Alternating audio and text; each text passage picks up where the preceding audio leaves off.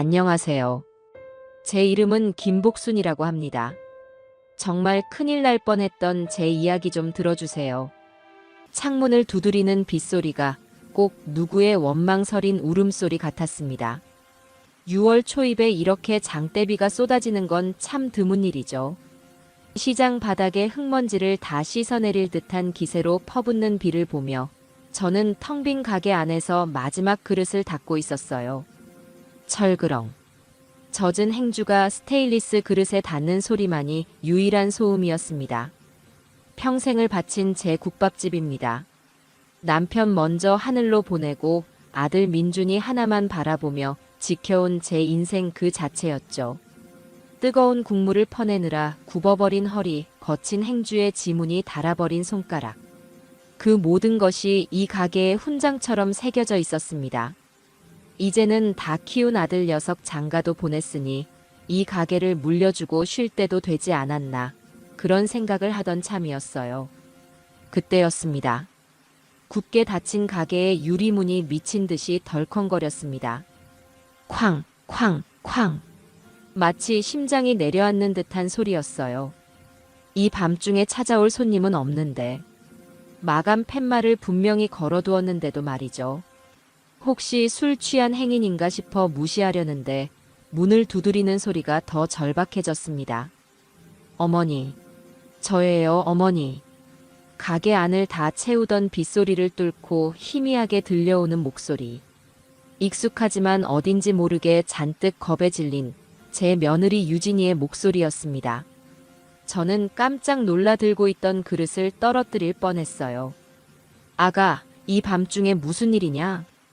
허둥지둥 달려가 잠가두었던 문을 열자마자 비에 젖은 생쥐꼴을 한 유진이가 제 품으로 쓰러지듯 안겨왔습니다. 아이의 몸이 사시나무처럼 떨리고 있었어요.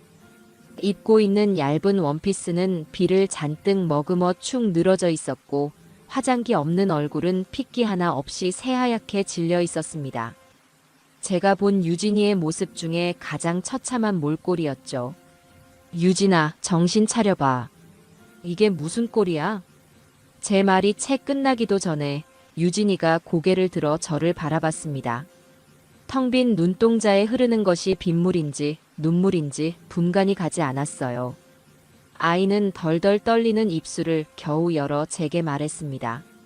제 인생을 송두리째 뒤흔들 한마디를요. 어머니, 제발 저 좀 숨겨줘요. 그 한마디에 제 심장이 쿵 하고 바닥으로 떨어지는 것만 같았습니다. 숨겨달라니. 대체 무슨 일이 있었기에 이 착하고 여린 아이가 한밤중에 비를 맞으며 달려와 숨겨달라고 애원하는 걸까요? 저는 일단 유진이를 가게 안으로 끌어당겨 문을 걸어 잠갔습니다. 아이의 몸은 얼음장처럼 차가웠어요. 우선 이것 좀 두르고 있어라. 이러다 큰일 나겠다. 가게 한편에 있는 작은 방에서 두꺼운 담요를 가져와 유진이의 몸을 감쌌습니다. 그리고는 뜨거운 물에 적신 수건으로 아이의 얼굴과 팔을 닦아주기 시작했어요. 유진이는 그저 넋이 나간 사람처럼 멍하니 앉아만 있었습니다. 유진아, 괜찮다, 괜찮아. 이제 여기는 안전해. 무슨 일이 있었는지 나한테 천천히 말해줄 수 있겠니? 제 따뜻한 목소리에 경계심이 조금 풀린 걸까요? 유진이의 눈에서 기옅고 뜨거운 눈물 방울이 뚝뚝 떨어지기 시작했습니다. 아이의 울음은 점점 더 커졌고 나중에는 온몸을 들썩이며 서럽게 통곡했어요. 저는 그저 아이의 등을 조용히 쓸어주며 기다릴 뿐이었습니다. 한참을 울던 유진이가 간신히 울음을 그치고 입을 열었습니다. 어머니, 민준 씨가요. 그래, 민준이가 왜? 그 녀석이 너한테 무슨 짓이라도 한 거야? 아니요, 그게 아니고요. 유진이는 고개를 저으며 말을 이었습니다. 그 내용은 제 상상을 아득히 뛰어넘는 것이었습니다. 제 아들 민준이가 그 번듯한 직장에 다닌다던 제 아들이 사실은 상습적으로 도박에 손을 댔고 그 빚이 눈덩이처럼 불어나 감당할 수 없는 지경에 이르렀다는 겁니다. 도박이라니. 그게 무슨 소리야? 민준이가 그럴 애가 아닌데. 너가 뭘 잘못 안 거겠지. 아니에요, 어머니. 정말이에요. 저한테는 주식 투자한다고 곧 대박이 날 거라고 항상 말했지만 전부 거짓말이었어요. 오늘이 그 빚을 전부 갚아야 하는 마지막 날이었어요. 저는 믿을 수가 없었습니다. 아들이요? 제 아들 민준이가요? 남편 없이 혼자 키우면서도 어디 가서 못났다는 소리 한 번 안 듣게 하려고 남부럽지 않게 가르치고 입혔던 제 아들이었습니다. 명문대를 졸업하고 좋은 회사에 취직했다며 동네 사람들의 부러움을 한 몸에 받던 그런 아들이었죠. 그런 녀석이 도박이라니요. 그래서 민준이는 어딨어? 빚은 어떻게 하고? 제 목소리가 저도 모르게 떨려 나왔습니다. 유진이는 제 눈을 피하며 대답했어요. 민준 씨는 돈을 못 구하니까 도망갔어요. 뭐? 도망을 가? 지가 벌인 일을 수습도 안 하고 도망을 갔다고? 내 아침부터 돈을 구하러 다닌다고 나가서는 저녁 늦게 전화 한 통이 전부였어요. 당분간 몸 좀 피해야겠다고 저보고 알아서 하라고. 저는 기가 막혀 말이 나오지 않았습니다. 하지만 진짜 지옥은 그 다음부터였습니다. 민준이가 도망가고 1시간도 채 되지 않아 집으로 험악하게 생긴 사내들이 들이닥쳤다고 해요. 그들이 바로 민준이에게 돈을 빌려준 사채업자들이었습니다. 그 사람들이 집안 물건을 다 때려 부수면서 남편 내놓으라고 소리쳤어요. 너무 무서워서. 아가 세상에. 그러더니 저보고 대신 돈을 갚으라고 하더라고요. 민준 씨가 돈을 못 갚으면 제가 대신 어떤 일이든 해서 갚아야 한다고요. 저는 이를 악물었습니다. 금쪽같이 키운 내 아들이라는 놈이 자기 아내를 사지 한복판에 던져두고 저 혼자 살겠다고 도망을 쳤다는 사실에 온몸에 피가 차갑게 식는 것 같았어요. 하지만 유진이의 이야기는 아직 끝나지 않았습니다. 사채업자들이 유진이에게 서류 한 장을 내밀었다고 해요. 이거요. 유진이는 떨리는 손으로 담요 속에서 꾸깃꾸깃한 종이 한 장을 꺼내 제게 건넸습니다. 축축하게 젖어있는 서류를 펼쳐보는 순간 저는 제 눈을 의심해야만 했습니다. 그것은 부동산 담보대출 계약서였습니다. 그리고 담보로 잡힌 부동산은 바로 지금 제가 있는 이 국밥집과 우리가 사는 집이었어요. 채무자는 강민준, 그리고 연대보증인 란에는 제 이름과 함께 너무나도 익숙한 제 도장이 선명하게 찍혀 있었습니다. 이게 어떻게 된 거야? 나는 이런데 도장 찍어준 적 없어. 민준 씨가 어머니 인감 도장을 몰래 가져가서 찍었어요. 이건 사본이고 원본은 그 사람들이 가지고 있어요. 망치로 머리를 한 대 세게 얻어맞은 기분이었습니다. 제 아들이 제 평생이 담긴 재산을 몰래 담보로 잡혀 도박 빚을 갚으려 했던 겁니다. 저는 이제 분노를 넘어선 허탈감에 몸을 가눌 수가 없었어요. 그래서 그 사람들은 어떻게 하고 여기까지 온 거야? 그자들이 너를 순순히 보내줬을 리가 없는데. 제 질문에 유진이는 잠시 망설이더니 결심한 듯 입을 열었습니다. 그리고 그 입에서 나온 말은 저를 다시 한번 놀라게 하기에 충분했죠. 제가 그 사람들한테 거짓말했어요. 거짓말이라니? 무슨 거짓말을? 민준 씨가 해외로 도망치려고 큰돈을 따로 숨겨둔 오피스텔이 있다고 했어요. 궁지에 몰린 유진이가 순간적인 기지를 발휘한 것이었습니다. 어차피 이대로 있다가는 무슨 일을 당할지 모르는 상황. 아이는 죽기 살기로 머리를 굴렸다고 해요. 민준이가 예전에 친구와 함께 잠깐 살았던 지금은 텅 비어있는 오피스텔을 떠올린 겁니다. 그 사람들이 제 말을 믿던가요? 처음에는 안 믿었죠. 하지만 제가 울면서 그 돈만 찾으면 당신들 돈은 바로 갚을 수 있다고 나도 남편한테 복수하고 싶다고 연기를 했어요. 제발 그 돈 찾게 도와달라고요. 결국 사채업자들은 유진이의 말을 믿고 돈을 찾으면 자기들이 모두 갖는 조건으로 유진이를 데리고 그 오피스텔로 향했다고 합니다. 오피스텔은 비어 있었을 텐데. 그럼 어떻겠어? 네. 당연히 비어 있었죠. 저는 그 사람들한테 민준 씨가 워낙 의심이 많은 사람이라 아주 깊숙한 곳에 숨겨뒀을 거라고 집을 다 뒤져봐야 한다고 했어요. 그 사람들이 한눈판 사이에 저는 창문으로 뛰어내렸어요. 뭐, 창문으로? 네. 다행히 2층이라서 다치지는 않았어요. 뛰어내리자마자 정말 정신없이 달려서 여기까지 온 거예요. 이제 어떻게 해요? 유진이는 다시 울음을 터뜨렸습니다. 자기가 남편을 나락으로 밀어넣었다며 죄책감에 몸을 떨고 있었죠. 하지만 저는 유진이의 말을 들으며 다른 생각을 하고 있었습니다. 여리고 약하기만 한 줄 알았던 제 며느리가 절체절명의 순간에 아들을 팔아 자기 목숨을 구하고 제게로 달려왔다는 사실을요. 그 순간 유진이는 아들을 나락으로 밀어넣고 제게로 온 것이었습니다. 말 그대로 제 아들을 두 동강 내버린 것이죠.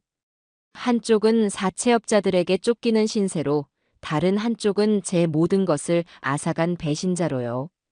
저는 자리에서 일어났습니다. 그리고는 젖은 계약서 4본을 테이블 위에 반듯하게 펼쳐놓았어요. 제 평생을 바친 가게와 집, 그리고 제 아들이라는 이름. 모든 것이 이 종이 한 장에 담겨 있었습니다. 아이를 잘못 키운 제 탓이겠지요. 하지만 이제 와서 후회하고 자책할 시간은 없었습니다. 유진아. 제가 단호한 목소리로 부르자 유진이가 울음을 그치고 저를 쳐다봤어요. 너는 아무 잘못 없다. 어머니 하지만 제가. 아니. 너는 잘못 없어. 너는 네 목숨을 구한 거고 어쩌면 내 목숨까지 구한 걸 수도 있어. 그러니 더는 울지 마라. 저는 유진이의 눈물을 닦아주었습니다. 그리고 아이의 두 눈을 똑바로 바라보며 말했어요. 네가 민준이를 팔아넘긴 게 아니야.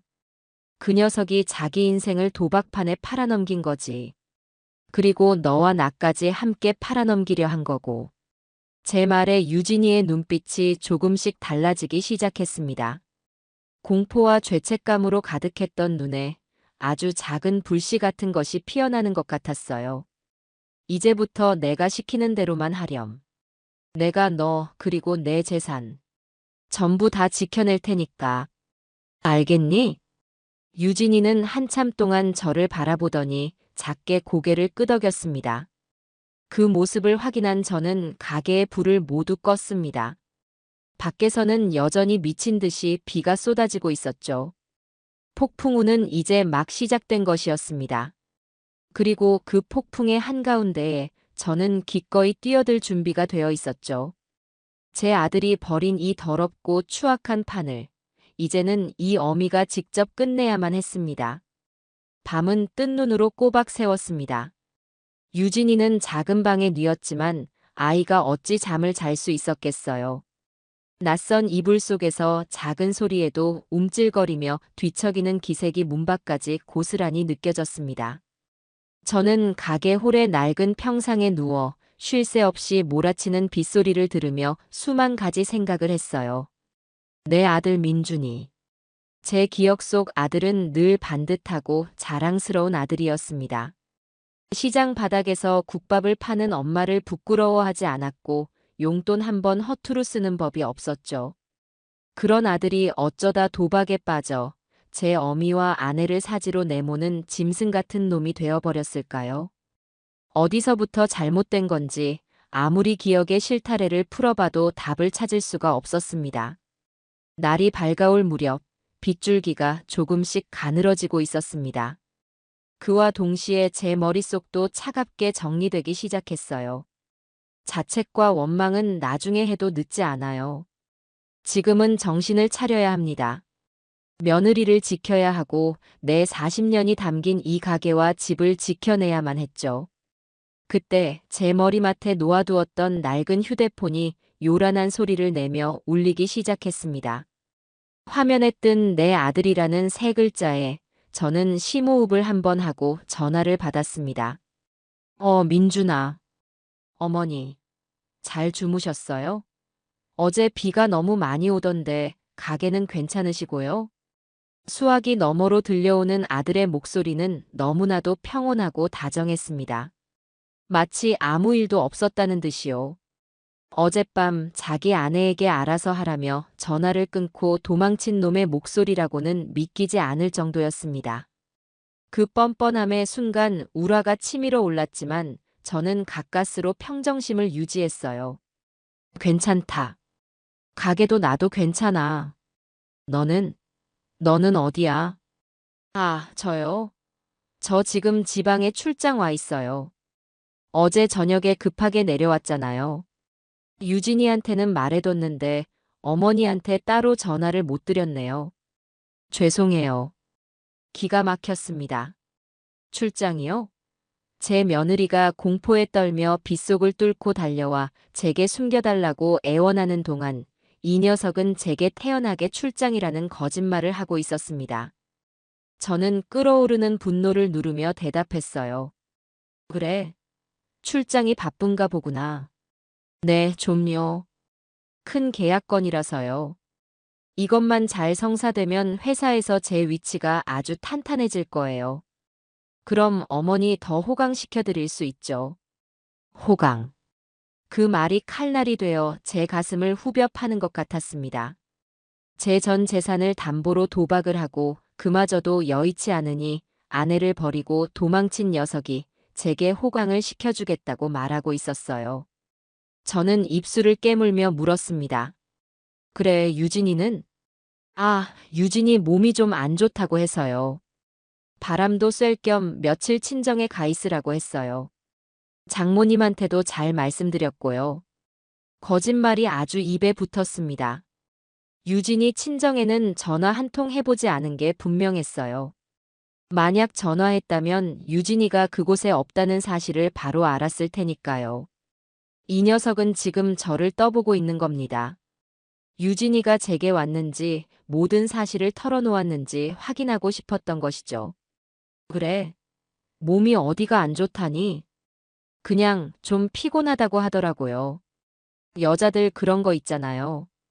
어머니, 근데 혹시 유진이한테서 따로 연락 온 거 없으셨어요?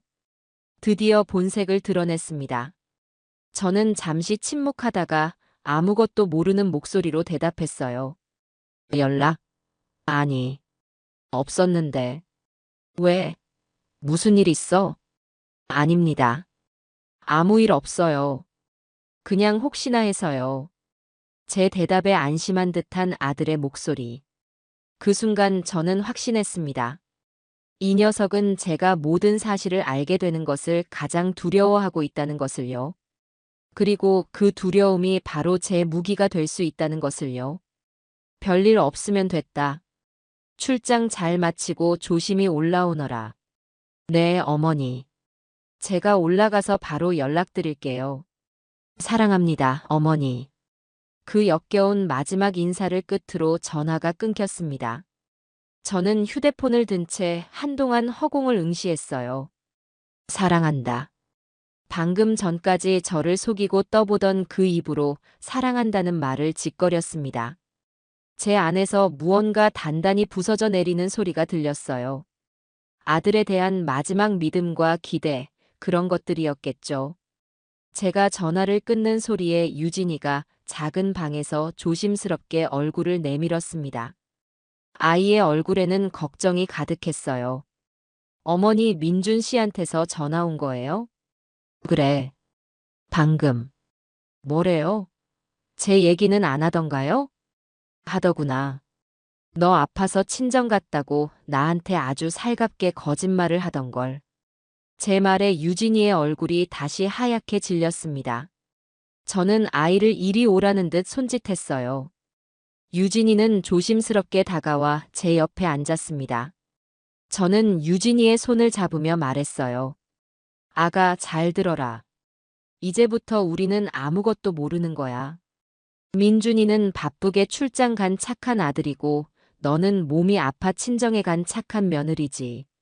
나는 그저 평소처럼 국밥을 파는 늙은이고. 알겠니? 네. 하지만 우리가 모든 걸 안다는 걸 그 녀석이 알게 되면 그 다음엔 무슨 짓을 할지 몰라. 궁지에 몰린 쥐가 고양이를 무는 법이다. 우리는 그 녀석이 방심하게 만들어야 해.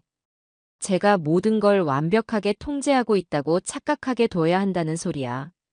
제 설명에 유진이는 잠시 생각에 잠기더니 이내 비장한 표정으로 고개를 끄덕였습니다. 네, 어머니. 무슨 말씀이신지 알겠어요. 저, 이제부터 아무것도 모르는 사람처럼 연기할게요. 그래. 잘 생각했다.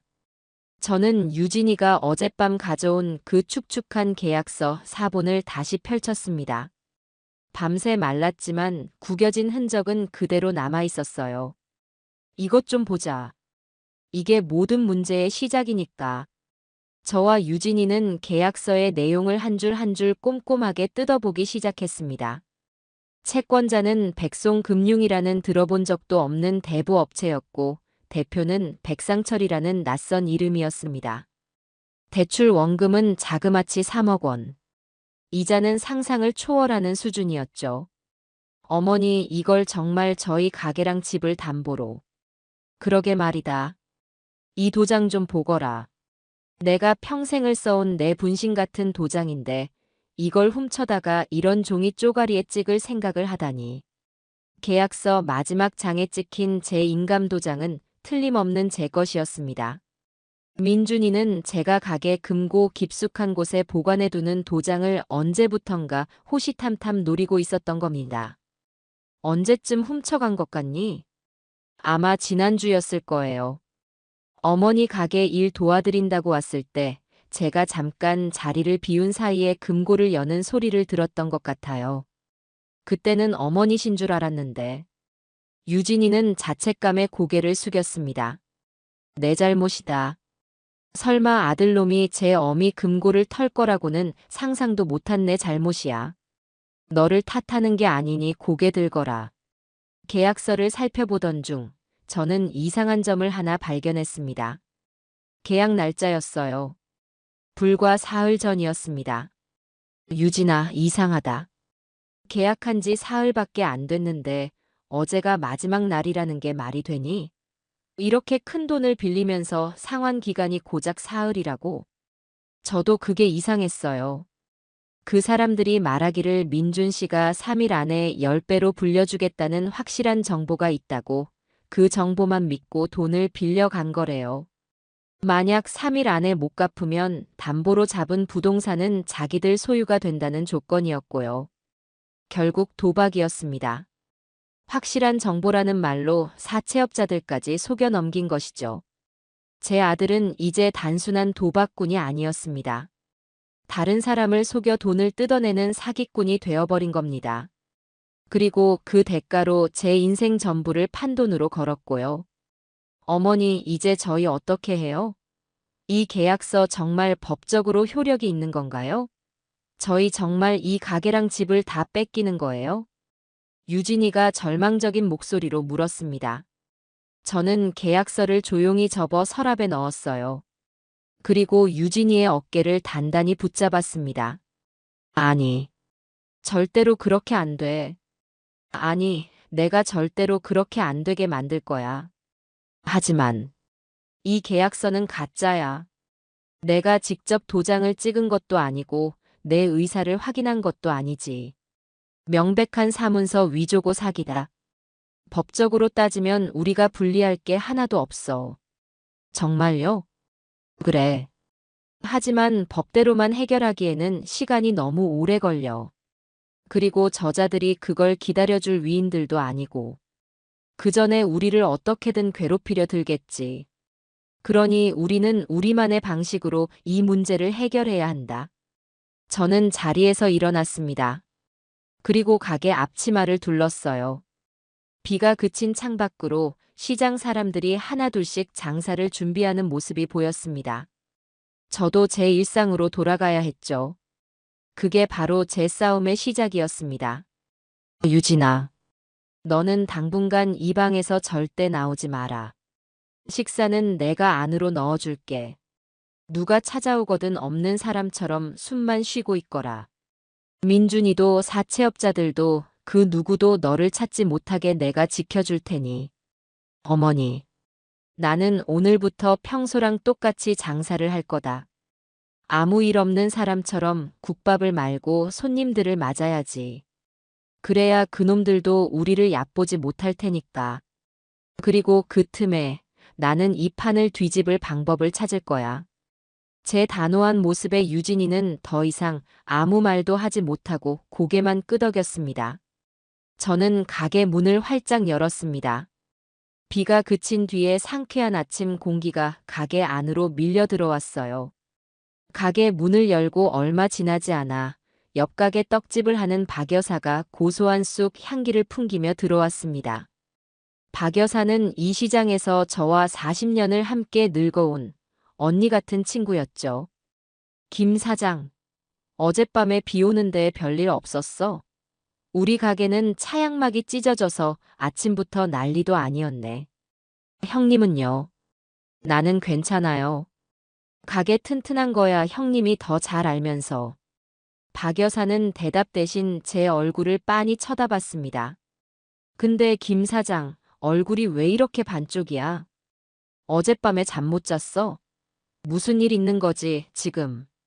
역시 박 여사의 눈은 속일 수가 없었습니다. 저는 잠시 망설였어요. 이런 부끄럽고 참담한 이야기를 누구에게 할 수 있을까? 하지만 혼자서는 이 거대한 벽을 넘을 수 없다는 것을 저는 이미 알고 있었습니다. 저에게는 제 편이 든든한 아군이 필요했어요. 저는 박 여사의 손을 잡고 가게 구석 자리로 이끌었습니다. 형님, 나 형님한테만 할 얘기가 있는데. 제 심상치 않은 표정에 박 여사도 얼굴에서 웃음기를 거두었습니다. 저는 어젯밤부터 지금까지 있었던 모든 일을 박 여사에게 털어놓았어요. 며느리 유진이가 비를 맞고 달려온 것부터 아들 민준이의 도박 빚, 그리고 제 명의로 된 가짜 담보 계약서 이야기까지요. 이야기를 듣는 내내 박 여사의 얼굴은 분노로 벌겋게 달아올랐습니다. 뭐야? 박 여사는 차마 아들이라는 말도 입에 담지 못하고 주먹으로 테이블을 내리쳤습니다. 쿵 하는 소리에 가게 안의 그릇들이 다 흔들리는 것 같았어요. 세상에 이런 멍청하고 못돼먹은 놈이 있나. 지 어미가 40년을 허리 한번 못 펴고 벌어서 일군 재산을 가지고 도박을 해. 그래놓고 마누라를 사지 한복판에 버려두고 도망을 쳐. 형님, 목소리 좀 낮춰요. 누가 듣겠네. 들으라고 해. 이런 놈은 시장 바닥에 거꾸로 매달아 놓고 동네 사람들한테 다 알려야 정신을 차리지. 그래서 지금 새아기는 어디 있어? 가게 안쪽 방에 있어요. 혹시 모르니 당분간 숨어 있으라고 했죠. 박 여사는 벌떡 일어나 작은 방 쪽으로 향하려 했습니다. 제가 급하게 말렸어요. 형님, 지금은 안 돼요. 애 이제 겨우 진정했는데 형님까지 흥분하면 더 놀라요. 제 만류에 박 여사는 겨우 자리에 다시 앉았지만 분이 풀리지 않는지 거친 숨을 몰아쉬었습니다.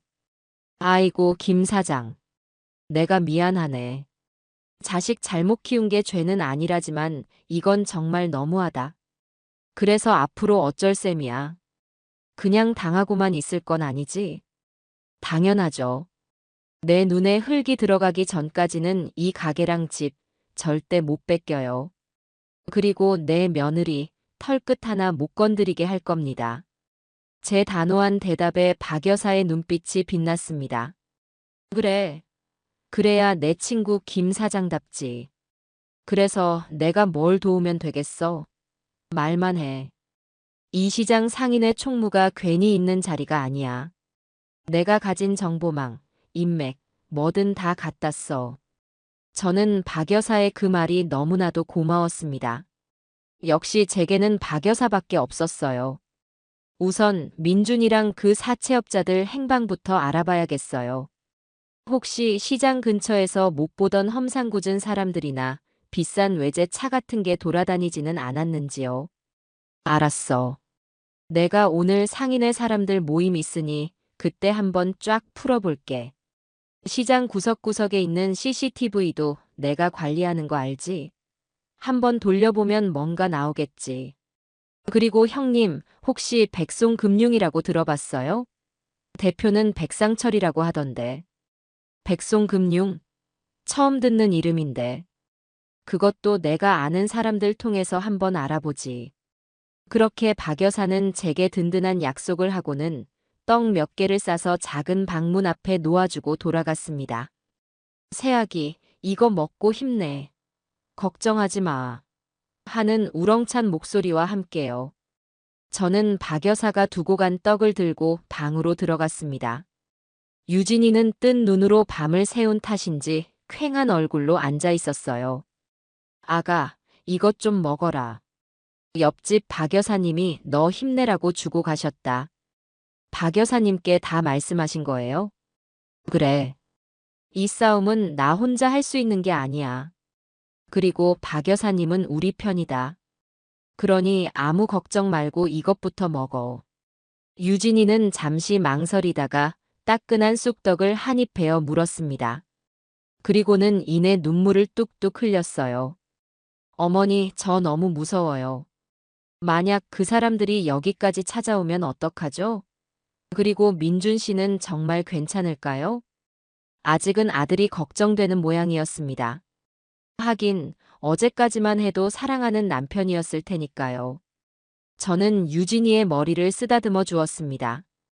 그놈 걱정은 하지도 마라. 지 목숨은 지가 챙기겠지. 그리고 그 사채업자들 분명히 여기로 찾아올 거다. 하지만 두려워할 것 없어. 여기는 내 구역이고 내가 너를 지킬 거니까. 제 말은 예언처럼 정확했습니다.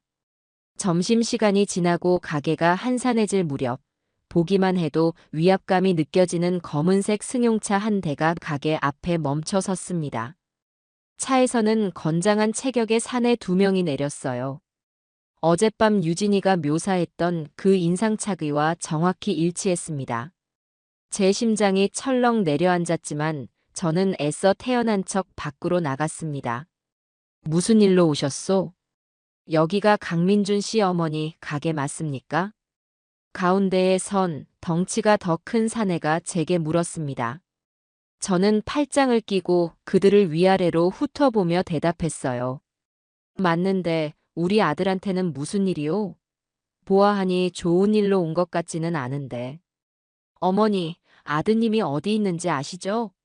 저희가 지금 그 사람 때문에 입은 피해가 막심합니다. 좋게 말할 때 어디 있는지 보세요. 내가 그걸 어떻게 알아? 아들은 지금 지방에 출장 가 있는데. 그리고 당신들은 누군데 남의 가게 앞에서 이래라 저래라야. 제 당당한 태도에 사내들이 잠시 당황한 듯 서로를 쳐다봤습니다. 출장이요? 그거 거짓말입니다. 어젯밤에도 저희랑 같이 있었는데. 어젯밤? 우리 아들이 당신들 같은 사람들이랑 어울릴 이유가 없는데. 뭘 착각한 거 아니오? 저는 끝까지 아무것도 모르는 사람처럼 행동했습니다. 제 연기에 사내들은 점점 더 초조해하는 기색이었어요. 아니, 이 아줌마가 정말 어제 댁에 며느님이랑 같이 있었다니까요. 며느님이 우리를 따돌리고 도망쳤는데 그럼 여기로 온 게 아니고 어디로 갔겠습니까? 옆에 있던 다른 사내가 버럭 소리를 질렀습니다. 저는 그 말을 기다렸다는 듯이 코웃음을 쳤습니다. 며느리? 우리 며느리는 지금 몸이 아파서 친정에 가 있소. 내 아들이랑 며느리한테 무슨 억하심정이 있어서 이런 말도 안 되는 소리를 하는지 모르겠는데 한 번만 더 내 가게 앞에서 소란 피우면 바로 경찰에 신고할 테니 그런 줄 아시오. 제 입에서 경찰이라는 단어가 나오자 사내들의 기세가 한풀 꺾였습니다. 이런 종류의 사람들은 공권력이 개입되는 것을 가장 꺼려하니까요. 그리고 당신들, 차 번호 내가 똑똑히 봤어. 다음에 또 찾아오면 영업 방해로 고소할 테다. 저는 사내들의 검은색 승용차를 턱으로 가리키며 말했습니다. 제 서슬퍼런 기세에 두 사내는 더 이상 아무 말도 하지 못하고 자기들끼리 무어라 욕설을 짓거리더니 차를 타고 사라졌습니다. 그들이 떠나고 나서야 제 다리가 후들거리는 것을 느낄 수 있었어요. 하지만 저는 똑바로 서 있었습니다. 여기서 무너지면 안 되니까요. 방 안에서 모든 소리를 듣고 있었을 유진이가 걱정스러운 얼굴로 빼꼼히 고개를 내밀었습니다. 어머니 괜찮으세요? 그럼 괜찮고 말고. 저런 좀도둑 같은 놈들한테 내가 겁을 먹을 것 같으냐? 걱정 말고 들어가 있어. 그날 저녁 박 여사가 다시 가게로 찾아왔습니다. 손에는 서류 몇 장을 들고 있었어요. 김 사장, 내가 알아냈어. 박 여사가 내민 것은 시장 입구 CCTV에 찍힌 영상 캡처 사진이었습니다. 사진 속에는 민준이가 며칠 전 낯선 사내들과 함께 검은색 승용차에 오르는 모습이 찍혀 있었어요. 오늘 가게에 찾아왔던 바로 그 차였습니다. 이놈 봐라. 며칠 전부터 저놈들이랑 붙어 다녔구나. 그리고 이거. 박 여사가 다른 종이를 내밀었습니다. 백송금융에 대한 정보였어요. 정식 등록된 대부업체는 아니야. 그냥 저 바닥에서 아는 사람들끼리 쓰는 이름인가 봐. 대표라는 백상철이라는 놈, 전에도 비슷한 일로 경찰서 몇 번 들락거린 전적이 있는 놈이더라고. 아주 질이 안 좋은 놈이야. 모든 조각이 하나씩 맞춰지고 있었습니다. 저는 박 여사가 가져온 정보를 꼼꼼히 읽어보았어요. 적을 알아야 이길 수 있으니까요. 고마워요, 형님. 정말 큰 도움이 됐어요. 고맙기는. 이제 시작인데. 그래서 이제 어쩔 거야? 경찰에 신고부터 해야 하는 거 아니야? 아니요. 아직은 안 돼요. 지금 신고하면 민준이만 사기꾼으로 몰리고 저놈들은 증거 불충분으로 빠져나갈 게 뻔해요. 우리는 저놈들이 스스로 덫에 걸려들게 만들어야죠. 저는 어느새 다음 계획을 머릿속에 그리고 있었습니다. 어설프게 법에 호소하며 시간을 끄는 대신 이 판을 제가 원하는 방향으로 이끌고 가야 했어요.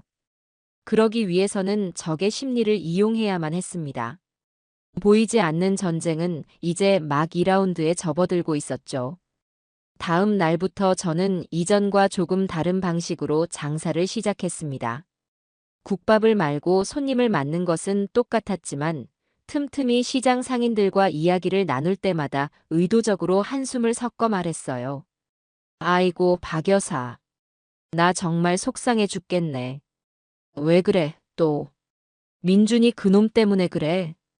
일부러 다른 사람들이 들을 수 있는 곳에서 박 여사와 저는 연극을 시작했습니다. 아니 글쎄, 아들놈이 사업하다가 좀 어려운 일이 생겼나 봐.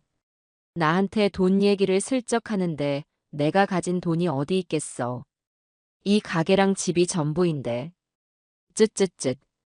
요즘 사업하기가 어디 쉽나. 그래도 민준이가 어떤 앤데. 금방 이겨낼 거야. 그랬으면 좋겠는데 어디다 급하게 막아야 할 돈이 좀 있나 보더라고. 내가 어떻게든 좀 도와주고 싶은데 가게를 담보로 대출이라도 알아봐야 하나 싶고. 마음이 영 복잡하네. 저와 박 여사의 대화를 엿들은 상인들은 금세 수군거리기 시작했습니다. 김 사장네 아들이 사업이 어렵다더라. 김 사장이 가게를 담보로 돈을 마련하려고 한다더라. 하는 소문이 시장 바닥에 안개처럼 퍼져나가기 시작했죠. 물론 이 모든 것은 제가 의도한 것이었습니다. 이 소문은 분명 사채업자들, 그리고 그 우두머리인 백상철이라는 자의 귀에도 들어갈 것이라고 확신했어요. 그들은 지금 제 아들 민준이를 찾지 못해 애가 타고 있을 겁니다. 돈을 받을 유일한 희망이 사라졌다고 생각하고 있겠죠. 바로 그때 돈을 대신 갚아줄 수도 있는 어머니가 가게를 담보로 대출을 알아본다는 소문은 그들에게 새로운 희망이자 구미가 당기는 미끼가 될 수밖에 없었습니다. 작은 방에 숨어있는 유진이는 제 계획을 듣고 걱정스러운 얼굴을 했어요. 어머니, 너무 위험한 거 아니에요? 그 사람들이 정말 어머니 말씀만 믿고 가만히 있을까요? 오히려 어머니를 더 압박하려 들 수도 있잖아요. 걱정 마라. 사람은 누구나 자기한테 가장 이득이 되는 방향으로 움직이기 마련이야. 저자들도 마찬가지다. 도망간 아들놈을 쫓아다니는 것보다 발붙이고 장사하는 나를 구슬리는 게 훨씬 더 쉽고 빠른 길이라고 생각하게 될 거야. 저는 유진이에게 백상철이라는 인물에 대해 박 여사가 알아온 정보를 다시 한번 보여주었습니다. 이 사람, 그냥 동네 양아치가 아니야. 전과 기록을 보면 상대를 곤경에 빠뜨려 합법적으로 재산을 빼앗는 일에 아주 능한 놈이다. 그런 놈일수록 무식하게 힘으로 밀어붙이기보다는 어떻게든 더 편하고 확실하게 돈을 받아낼 방법을 찾으려 하지. 그럼 어머니는 그 사람을 직접 만나시려는 거예요? 만나야지. 만나서 새로운 판을 짜야지. 이 계약서는 아들놈과 저자들이 맺은 거지. 나와는 상관없는 일이야. 나는 이 판에서 빠져 있는 사람이라고. 그러니 내가 직접 새로운 거래의 당사자로 나서야 이 문제를 해결할 수 있어. 저는 사채업자들이 다시 나타나기를 기다렸습니다. 그리고 그들은 제 예상보다 훨씬 더 빨리 미끼를 물었죠. 이틀 뒤 지난번에 왔던 사내 중 한 명이 혼자 가게를 찾아왔습니다. 전처럼 험악한 기세는 온데간데 없고 어색한 미소를 지으며 제게 다가왔어요. 어머니, 지난번에는 저희가 큰 실수를 했습니다. 오해가 좀 있었던 것 같습니다. 오해? 남의 가게 와서 행패 부려놓고 이제 와서 오해라고? 죄송합니다. 저희도 아드님 때문에 워낙 급해서 그랬습니다. 혹시 시간 괜찮으시면 저희 사장님께서 잠깐 뵙고 싶다고 하십니다. 드디어 올 것이 왔습니다. 저는 못 이기는 척 대답했어요. 사장, 당신들 사장이 누군데? 백상철 사장님이십니다. 아드님과 거래하신 분이죠. 어머니하고는 꼭 좋게 이야기하고 싶다고 하십니다. 내가 당신들 사장을 만날 이유가 없는데. 나는 당신들한테 빚진 거 하나 없어. 저는 일부러 튕겼습니다. 너무 쉽게 응하면 제가 급한 사람처럼 보일 테니까요. 제 거절에 사내는 더욱더 조급해하며 말했어요. 아닙니다, 어머니. 저희 사장님 나쁜 분 아닙니다. 그냥 사업하는 사람입니다. 아드님 때문에 생긴 문제, 어떻게든 원만하게 풀고 싶어서 그럽니다. 어머니가 가게를 담보로 돈을 알아보신다는 소문도 들었습니다. 저희가 더 좋은 조건으로 도와드릴 수도 있습니다. 역시나 소문은 정확하게 전달되었고 그들은 제 의도대로 움직여주고 있었습니다. 이제는 제가 칼자루를 쥘 차례였죠. 좋은 조건? 당신들이 말하는 좋은 조건이라는 게 뭔데? 그건 저희 사장님과 직접 만나서 이야기하시는 게 싫어. 내가 왜 당신들 소굴로 직접 찾아가야 하지? 할 말이 있으면 당신들 사장더러 여기로 오라고 해. 내 가게, 내 땅에서 이야기할 테니. 제 당당한 요구에 사내는 잠시 망설이는 듯 했습니다. 아마 자기들 구역 밖에서 우두머리를 움직이는 것이 부담스러웠겠죠. 하지만 저희 사장님께서 워낙 바쁘신 분이라. 그럼 장사하는 나는 한가한 사람인가? 내 조건은 그거야. 오늘 저녁 가게 문 닫을 시간에 당신들 사장 혼자 여기로 오라고. 단 지난번처럼 험악한 꼴 하고 오면 국물도 없을 테니 조용히 손님처럼 오라고 전해. 그럼 만나줄지 생각해보지. 저는 제 말만 남기고 가게 안으로 휙 들어가 버렸습니다. 사내는 잠시 머뭇거리다가 결국 제 조건을 받아들인 듯 돌아갔어요. 작은 방에서 대화를 엿듣고 있던 유진이가 창백한 얼굴로 제게 달려왔습니다. 어머니, 정말 괜찮으시겠어요? 그 사람을 혼자 만나시려는 거예요? 그럼 둘이 만나랴. 걱정 마라. 호랑이를 잡으려면 호랑이 굴로 들어가야 하지만 때로는 호랑이를 내 앞마당으로 불러들여야 할 때도 있는 법이다. 여기는 내 성이야. 저자들이 아무리 날고 기어도 내 국밥 그릇 안에서는 내 규칙을 따라야 할 게다. 저는 그날 저녁 장사를 조금 일찍 마감했습니다. 그리고 유진이에게는 무슨 일이 있어도 절대 방에서 나오지 말라고 신신당부했어요.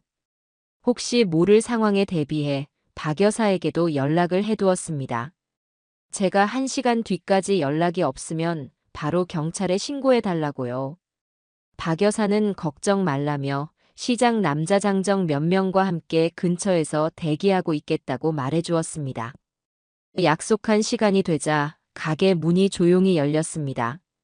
지난번에 그 험악한 사내들과는 분위기가 전혀 다른 말끔한 정장 차림의 중년 남자가 들어왔어요.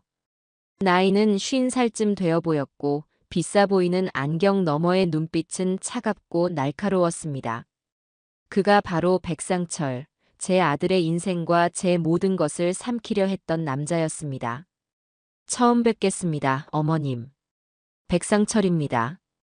그는 정중하게 고개를 숙이며 제게 인사했습니다. 저는 팔짱을 낀 채 그를 쏘아보며 대답했어요. 나는 당신 같은 사람한테 어머님 소리 들을 이유 없으니 그냥 김 사장이라고 부르시오. 제 쌀쌀맞은 대꾸에도 백상철은 미소를 잃지 않았습니다. 그는 자리에 앉지도 않고 가게를 한번 쓱 둘러보았어요. 아드님과 다르게 어머님은 아주 강단이 있으신 분 같군요.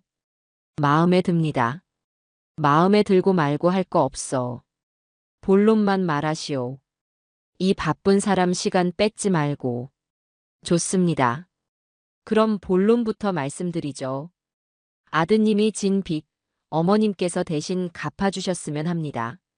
내가 왜? 어머님께서도 소문 다 들으셨을 텐데요. 이 가게와 집, 저희에게 담보로 잡혀 있습니다. 아드님은 행방불명이고요. 법대로 하면 저희가 이 모든 걸 차지하는 건 시간 문제입니다. 그의 협박에 저는 코웃음을 쳤습니다. 이제 이 판의 규칙을 바꿀 시간이었습니다. 백 사장이라고 했소? 당신 큰 착각을 하고 있는 것 같은데. 저는 서랍에서 그 계약서 사본과 박 여사가 알아봐준 백상철의 전과 기록이 적힌 종이를 꺼내 테이블 위로 던졌습니다. 그 계약서, 내 도장을 훔쳐서 만든 가짜야. 엄연한 사문서 위조라고. 그리고 당신 예전에도 비슷한 수법으로 사람들 등쳐먹다가 경찰서 들락거린 기록이 아주 화려하던데. 이번에도 그렇게 될까? 내가 이 서류 들고 경찰서에 가면 과연 누가 더 골치 아파질 것 같소? 제 서슬퍼런 말에 백상철의 눈썹이 꿈틀거렸습니다. 그는 제가 테이블 위에 던져놓은 서류들을 말없이 번갈아 쳐다봤어요. 위조된 계약서 사본과 자신의 이름이 적힌 전과 기록. 예상치 못한 패가 제 손에서 나왔다는 사실에 그의 머릿속이 복잡하게 돌아가고 있는 것이 느껴졌습니다. 가게 안에는 잠시 무거운 침묵이 흘렀어요. 밖에서 들려오는 시장의 소음마저 아득하게 멀어지는 듯 했습니다. 잠시 후 그가 다시 입을 열었습니다. 이번에는 그의 목소리에서 아까와 같은 여유가 완전히 사라져 있었죠. 어머님, 아니 김 사장님. 보통 분이 아니신 줄은 알았지만 이 정도일 줄은 몰랐습니다. 이제야 상황 파악이 좀 되시오? 네, 어느 정도는요. 말씀대로 이 계약 법적으로 파고들면 저희가 불리하다는 거 인정합니다. 하지만 김 사장님, 세상 일이 어디 법대로만 돌아가던가요? 그는 몸을 테이블 쪽으로 기울이며 제게 나직이 말했습니다. 그 눈빛은 여전히 차가웠지만 이제는 협박이 아닌 협상의 기운이 담겨 있었어요. 저희가 이 돈을 못 받게 되면 저희도 가만히 있지는 않을 겁니다. 가게 앞에 매일같이 찾아와서 손님들 발길을 끊어놓을 수도 있고 밤길에 어머님이나 안쪽에 계신 며느님의 안전을 보장하기도 어렵겠죠. 법이요? 물론 무섭죠. 하지만 저희 같은 사람들은 법보다 주먹이 가깝다는 걸 너무나도 잘 압니다. 결국 본색을 드러냈습니다. 법적으로는 안 되니 이제는 옛날 방식대로 저를 올가매겠다는 심산이었죠. 하지만 저는 눈 하나 깜짝하지 않았습니다. 이럴 줄 알고 저는 다음 패를 이미 준비해두고 있었으니까요. 백 사장, 당신 나를 뭘로 보고 하는 소리요? 저는 자리에서 일어나 국밥을 끓이는 화구 쪽으로 걸어갔습니다. 그리고는 보글보글 끓고 있는 솥에서 뜨거운 국물을 한 그릇 퍼냈어요. 내가 이 시장 바닥에서 40년을 버텼소. 당신 같은 사람들 하루 이틀 겪어본 줄 아시오? 장사가 좀 된다 싶으면 와서 자릿세 내놓으라는 동네 건달부터 시작해서 돈 빌려달라고 와서 행패 부리는 취객까지. 나한테는 그런 사람들이 매일매일의 전쟁이었어. 저는 뜨거운 국밥 그릇을 백상철의 앞에 탁 소리가 나게 내려놓았습니다. 김이 모락모락 피어오르는 국밥을 보며 그가 잠시 움찔하는 것이 보였어요. 그런데 내가 그 40년을 어떻게 버텼는 줄 아나? 나는 한 번도 져본 적이 없거든. 돈 몇 푼 쥐어주고 보낸 적도 없고 무서워서 자리를 피한 적도 없어. 내 방식대로, 내 규칙대로 싸워서 다 이겨냈지. 당신도 예외는 아닐 거요. 제 말에 백상철은 국밥 그릇과 제 얼굴을 번갈아 쳐다봤습니다. 그의 눈빛이 흔들리고 있었어요. 그는 지금 저를 저울질하고 있는 겁니다. 이 늙은 국밥집 주인이 정말 자신과 싸워 이길 수 있는 사람인지 아니면 그저 허세를 부리고 있는 것인지를요. 좋습니다, 김 사장님. 그 배짱 제가 인정하겠습니다. 그래서 어쩌시자는 겁니까? 그냥 이대로 버티시겠다. 저희가 포기할 때까지. 아니, 내가 왜 버텨? 버티는 건 힘이 약한 사람들이나 하는 짓이지. 나는 공격을 할 거요. 공격이라니요? 당신 지금 가장 원하는 게 뭐예요? 돈 아니오? 당신이 내 아들놈한테 빌려줬다는 그 원금 3억. 그거 돌려받고 싶지 않소? 제 질문에 백상철의 눈이 번쩍 뜨였습니다. 제가 돈 이야기를 먼저 꺼낼 줄은 몰랐다는 표정이었죠. 물론입니다. 저희는 사업하는 사람들입니다. 당연히 빌려준 돈은 받아야죠. 좋아. 그럼 내가 제안을 하나 하지. 저는 다시 자리에 앉아 그의 눈을 똑바로 마주보며 말했습니다. 당신 내 아들 강민준이 찾아내시오. 네. 내 아들놈 지금 어디 숨어서 쥐새끼처럼 벌벌 떨고 있겠지. 당신들 힘이면 그놈 하나 찾아내는 거 일도 아닐 테고. 그놈을 찾아서 내 앞으로 데려와. 아드님을 찾아오면 돈을 주시겠다는 겁니까? 아니, 찾아오기만 해서는 안 되지. 저는 잠시 말을 끊고 그의 반응을 살폈습니다. 그는 완전히 제 이야기에 빠져들어 있었어요. 그놈을 내 앞에 데려와서 이 계약서가 지 혼자 내 도장을 훔쳐 만든 가짜라는 걸 제 입으로 똑똑히 자백하게 만드시오. 그리고 그 모든 과정을 영상으로 남기고 다시는 내 재산에 손대지 않겠다는 각서까지 받아내. 그렇게만 해주면 내가 당신한테 원금 3억을 주겠소.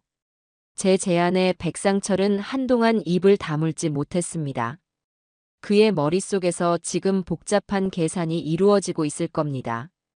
법적으로 무효인 계약서를 들고 저와 지저분한 싸움을 계속할 것인가, 아니면 제 제안을 받아들여 확실하게 원금을 회수하고 깨끗하게 손을 뗄 것인가.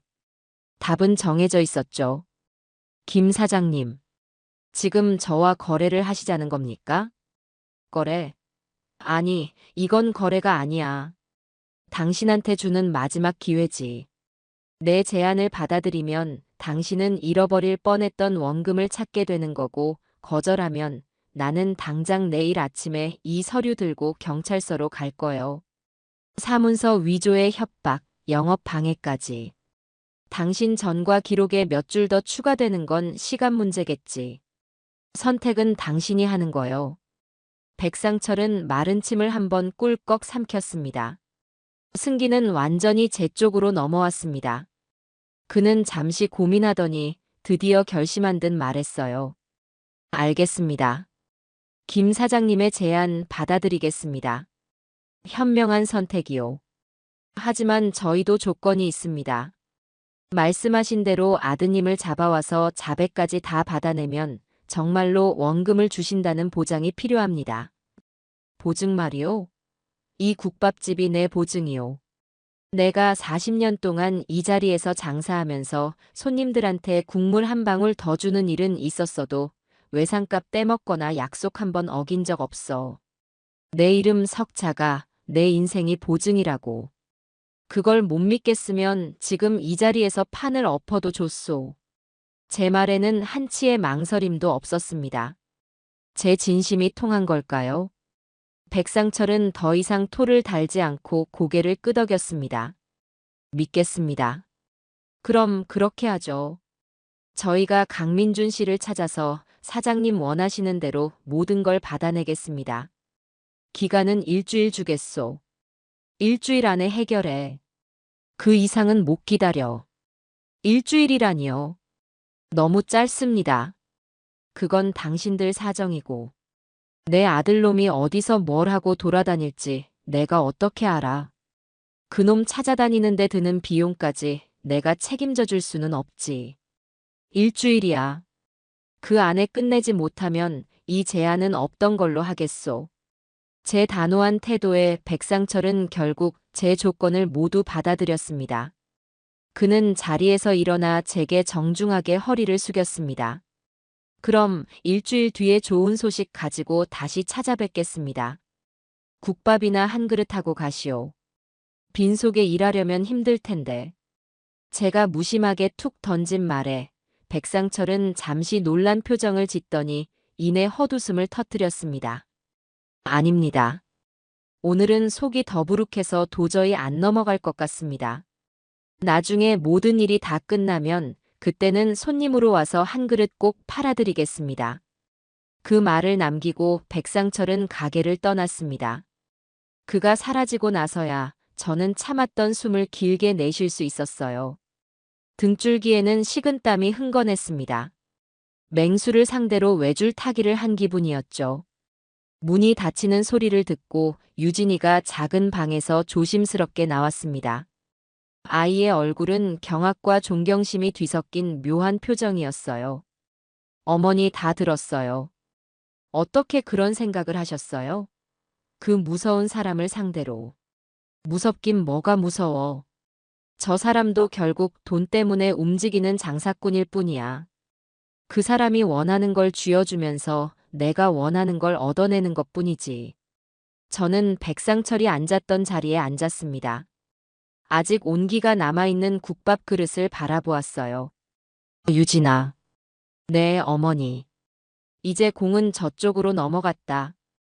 우리는 이제 우리 일을 하면 돼. 우리 일이요? 그래. 쥐를 잡을 덫을 손질해야지. 민준이 그놈이 순순히 자백하고 각서를 쓸 거라고 생각하면 안 돼. 분명히 잔머리를 굴리려 할 게다. 우리는 그놈이 어떤 변명도 어떤 거짓말도 할 수 없는 완벽한 판을 짜야만 해. 저는 유진이의 손을 잡았습니다. 이제는 제법 따뜻해진 아이의 손을 잡고 저는 다음 계획을 머릿속으로 그리기 시작했어요. 적과 손을 잡고 내 아들을 사냥하는 끔찍한 계획. 하지만 저는 망설이지 않았습니다. 이것은 복수가 아니었어요. 제 것을 지키고 제 사람을 지키기 위한 생존이었습니다. 다음 날부터 백상철의 사람들은 보이지 않았습니다. 대신 시장 주변에는 낯선 얼굴들이 어슬렁거리기 시작했어요.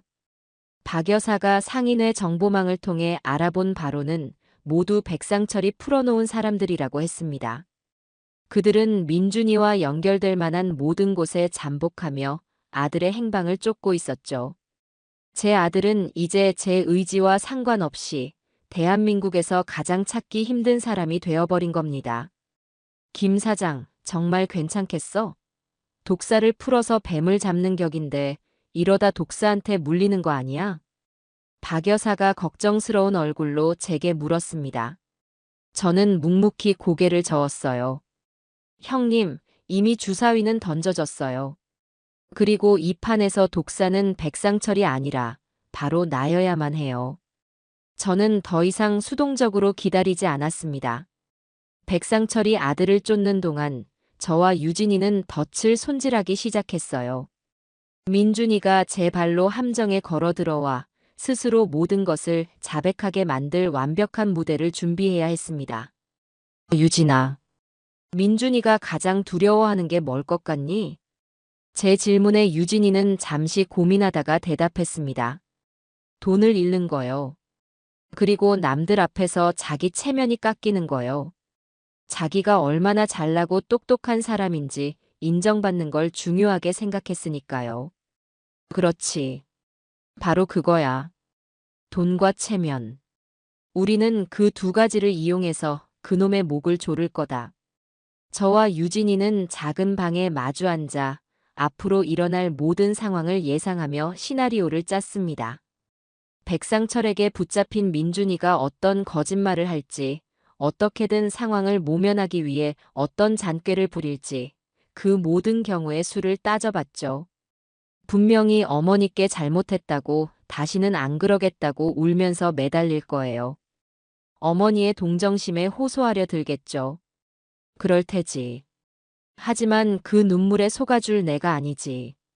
아니면 이 모든 게 유진이 탓이라고 유진이가 자기를 부추겨서 이런 일이 벌어졌다고 거짓말을 할 수도 있어요. 자기는 피해자인 척하면서요. 그럴 수도 있겠구나. 아주 그럴듯한 변명이야. 저는 유진이와 대화를 나누며 제가 아들에 대해 너무나도 모르고 있었다는 사실을 다시 한번 깨달았습니다. 제가 아는 아들은 그저 착하고 반듯한 아들이었지만 유진이가 아는 남편은 비겁하고 교활한 거짓말쟁이였어요. 그리고 지금 우리에게 필요한 것은 바로 그 거짓말쟁이의 민낯이었습니다. 계획을 세운 지 사흘째 되던 날 밤이었습니다. 가게 문을 닫고 유진이와 함께 늦은 저녁을 먹고 있는데 제 휴대폰으로 모르는 번호의 전화가 걸려왔습니다. 발신번호 표시 제한. 저는 직감적으로 민준이라는 것을 알 수 있었어요. 유진이에게 조용히 하라는 눈짓을 하고 스피커폰으로 전화를 받았습니다. 여보세요. 어머니. 수화기 너머로 들려오는 아들의 목소리는 잔뜩 잠겨 있었습니다. 며칠 동안 제대로 먹지도 자지도 못한 사람의 목소리였죠. 민준이냐? 너 지금 어디야? 어머니, 저 좀 살려주세요. 제가 다 잘못했어요. 그 녀석은 다짜고짜 울음 섞인 목소리로 애원하기 시작했습니다. 저는 조금도 흔들리지 않고 차갑게 물었어요. 뭘 잘못했는데? 내가 아는 내 아들은 지금 지방에 출장 가 있는데. 도박에 미쳐서 지 마누라 버리고 도망간 녀석은 내 아들이 아니고. 제 싸늘한 반응에 아들은 잠시 말을 잇지 못했습니다. 옆에서 듣고 있던 유진이가 두 손을 모아 입을 막고 있었어요. 어머니, 제가 정말 죽을 죄를 지었습니다. 다시는 안 그럴게요. 평생 어머니 발 씻겨드리면서 속죄할게요. 그러니까 제발 저 좀 도와주세요. 내가 너를 어떻게 도와줘? 네가 싼 똥은 네가 치워야지. 그 사람들이 저를 찾고 있어요. 잡히면 저 정말 죽을지도 몰라요. 어머니, 돈 좀 제게 보내주시면 안 될까요? 딱 1,000만 원만요. 그거면 제가 멀리 도망가서 다시 시작할 수 있어요. 나중에 꼭 갚을게요. 네. 기가 막혔습니다. 이 상황에서도 녀석은 진심 어린 사과가 아니라 돈을 요구하고 있었습니다. 도망갈 자금을 달라고요. 이 녀석은 전혀 변하지 않았습니다.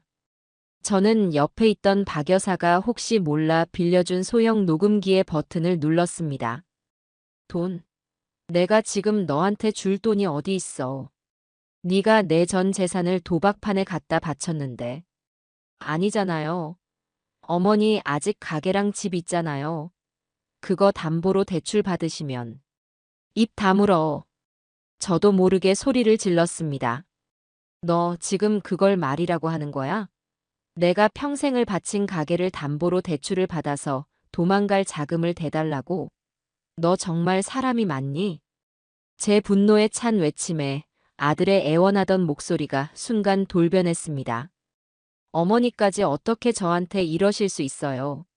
제가 누구 때문에 이렇게 됐는데. 어머니가 어렸을 때부터 좀 더 넉넉하게 해줬으면 제가 이런 유혹에 빠졌겠어요? 다 어머니 탓이라고요. 적반하장이었습니다. 모든 것을 제 탓으로 돌리는 아들의 목소리에 저는 마지막 남았던 일말의 동정심마저 완전히 사라지는 것을 느꼈어요. 그래. 다 내 탓이다. 너 같은 놈을 낳은 내 탓이고 너 같은 놈을 괴물로 키운 내 탓이지. 그러니 이제 내가 그 죗값을 치를 참이다. 무슨 죗값이요? 너를 내 손으로 직접 끝장내는 거. 그게 내가 치를 죗값이야. 그러니 민준아, 다시는 나한테 전화하지 마라. 그리고 잡히거든 곱게 잡혀. 그게 너한테 주는 내 마지막 모정이다. 저는 그대로 전화를 끊어버렸습니다. 휴대폰을 내려놓자 유진이가 눈물을 글썽이며 제게 말했어요. 어머니 괜찮으세요? 저는 아무 말 없이 유진이를 안아주었습니다. 괜찮을 리가 없었죠. 제 손으로 제 아들을 지옥으로 밀어넣고 있는데 어찌 괜찮을 수 있겠어요. 하지만 저는 울지 않았습니다. 지금 제가 흘려야 할 것은 눈물이 아니라 독한 결심이라는 것을 알고 있었기 때문입니다. 녹음기에는 아들의 추악한 본성이 고스란히 담겨 있었습니다. 이것은 우리의 가장 강력한 무기가 될 것이었어요. 유진이는 그날 이후로 눈에 띄게 달라졌습니다. 더 이상 두려움에 떨며 숨어만 있지 않았어요. 제 옆에서 덫을 손질하는 든든한 동료가 되어 주었죠. 우리는 민준이가 자백을 해야 할 장소를 물색했습니다. 제 가게는 너무 비좁고 다른 사람들의 눈에 띄기도 쉬웠어요. 어머니, 시장 상인의 사무실은 어때요? 거기는 아무나 들어올 수도 없고 박 여사님께 부탁드리면 쉽게 빌릴 수 있을 거예요. 유진이의 제안은 아주 훌륭했습니다. 상인의 사무실은 넓고 방음도 잘 되었습니다. 그리고 무엇보다 시장 상인회라는 상징적인 공간이 주는 무게감이 있었죠.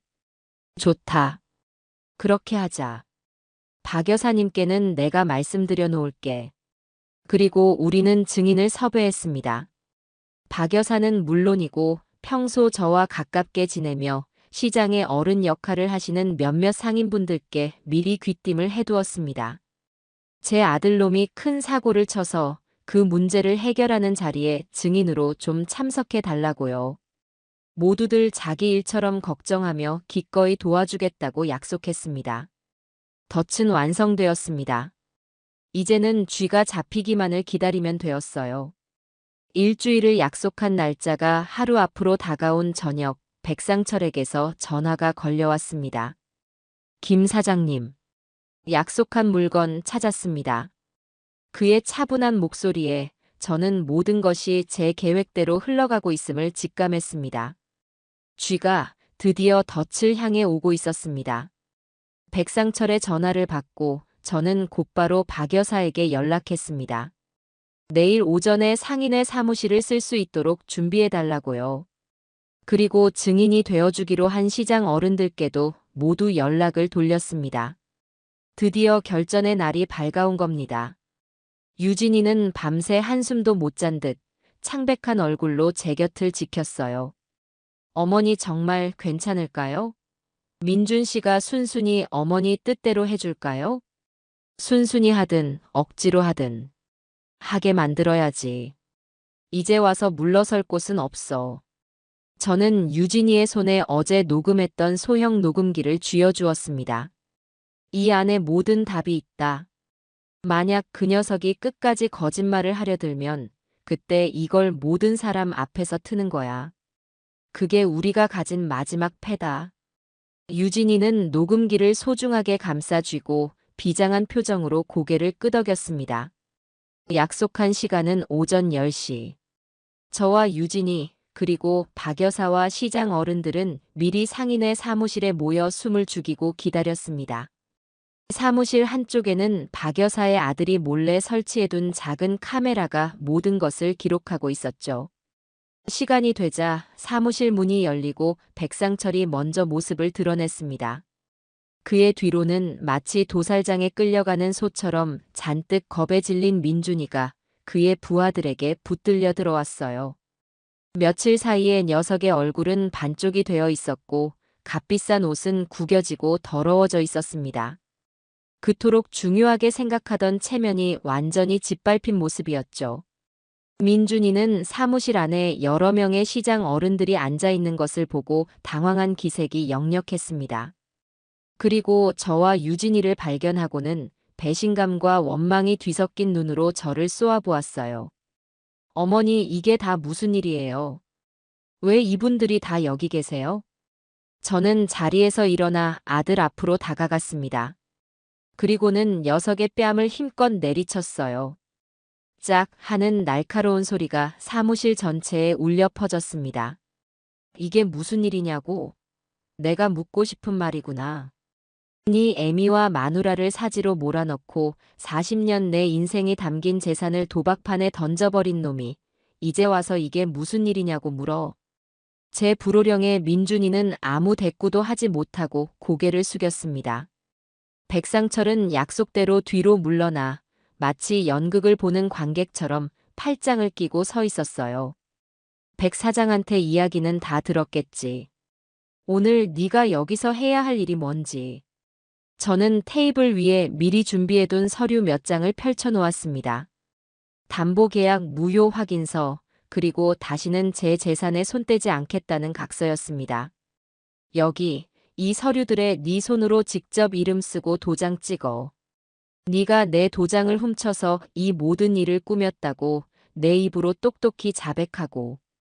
그러면 이 모든 일을 없던 걸로 해주마. 제 말에 민준이가 고개를 들었습니다. 녀석의 눈에는 눈물이 그렁그렁 맺혀 있었어요. 어머니, 제가 정말 잘못했어요. 제가 귀신에 씌었었나 봐요. 한 번만 용서해 주세요. 다시는 안 그럴게요. 네. 녀석의 악어의 눈물이 또다시 시작되었습니다. 시장 어른들 앞에서 동정심을 유발해 이 상황을 모면해 보려는 속셈이었죠. 하지만 저는 이미 모든 것을 예상하고 있었습니다. 용서. 나는 너를 용서할 생각 없어. 이건 용서의 문제가 아니야. 잘못된 것을 바로잡는 과정일 뿐이지. 어서 이름 써. 어머니, 정말 너무하십니다. 제가 어머니 하나 보고 살아온 아들인데 어떻게 저를 이렇게 다른 사람들 앞에서 망신을 줄 수 있으세요? 이 모든 게 다 저 여자 때문이에요. 민준이가 갑자기 손가락으로 유진이를 가리키며 소리쳤습니다. 서유진, 너가 나한테 바람만 안 넣었어도 내가 이렇게까지는 안 됐어. 너 때문에, 다 너 때문에 이렇게 된 거라고.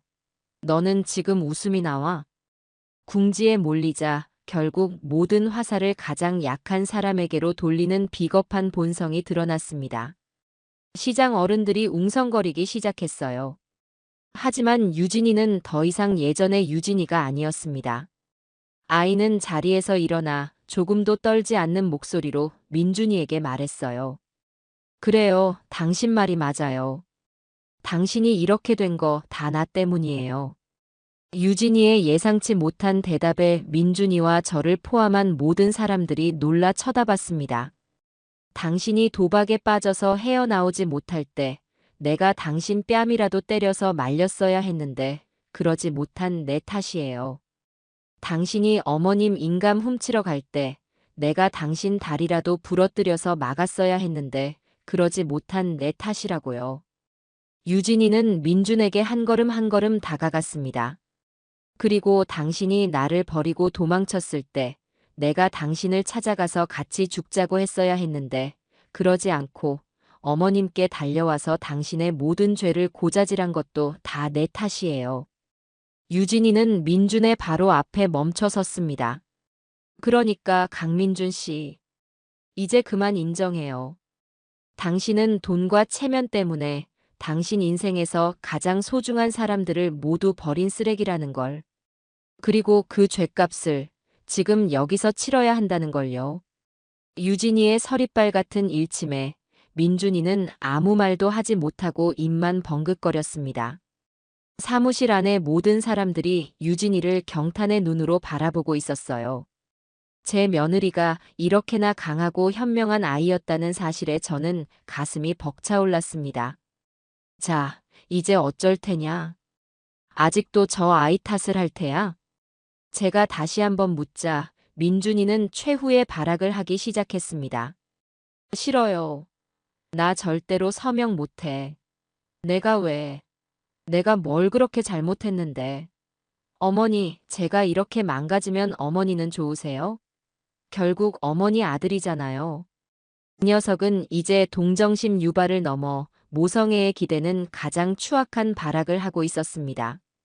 저는 더 이상 기다려주지 않았습니다. 유진이에게 눈짓을 했어요. 유진이는 고개를 끄덕이고 품속에서 소형 녹음기를 꺼내 재생 버튼을 눌렀습니다. 사무실 안에는 며칠 전 민준이가 제게 전화해서 했던 말이 그대로 울려 퍼지기 시작했습니다. 돈을 달라고 애원하던 목소리, 모든 것을 제 탓으로 돌리던 파렴치한 목소리, 가게와 집을 담보로 대출을 받으라고 소리치던 그 추악한 목소리가요. 사무실 안의 공기는 얼음장처럼 차갑게 얼어붙었습니다. 민준이의 추악한 목소리가 섞인 녹음이 끝나자 그 자리에 있던 모든 사람들이 한동안 아무 말도 하지 못했죠. 그저 경멸과 혐오가 뒤섞인 눈으로 방금 전까지 자신들의 동정심을 얻어보려 발악하던 한 남자를 쳐다볼 뿐이었습니다. 민준이는 이제 고개조차 들지 못했습니다.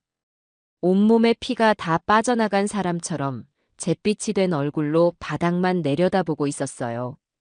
스스로 뱉은 말이 스스로의 목에 가장 날카로운 칼이 되어 꽂힌 순간이었습니다. 가장 먼저 침묵을 깬 것은 평생을 시장에서 쌀집을 운영해 오신 가장 연장자이신 최 씨 어르신이었습니다. 어르신은 헛기침을 한번 크게 하시더니 민준이를 향해 나직하지만 힘있는 목소리로 말했어요. 자네 고개 들게. 민준이는 움직이지 않았습니다. 아니, 움직일 수가 없었겠죠. 내 말이 안 들리나. 고개 들어보게나. 최 씨 어르신의 목소리가 조금 더 엄해지자 민준이는 마지못해 천천히 고개를 들었습니다. 그 녀석의 눈은 텅 비어 있었어요. 초점 없는 눈동자가 불안하게 흔들리고 있었습니다. 자네 어미가 김 사장이 이 시장 바닥에서 어떻게 살아왔는지 아는가?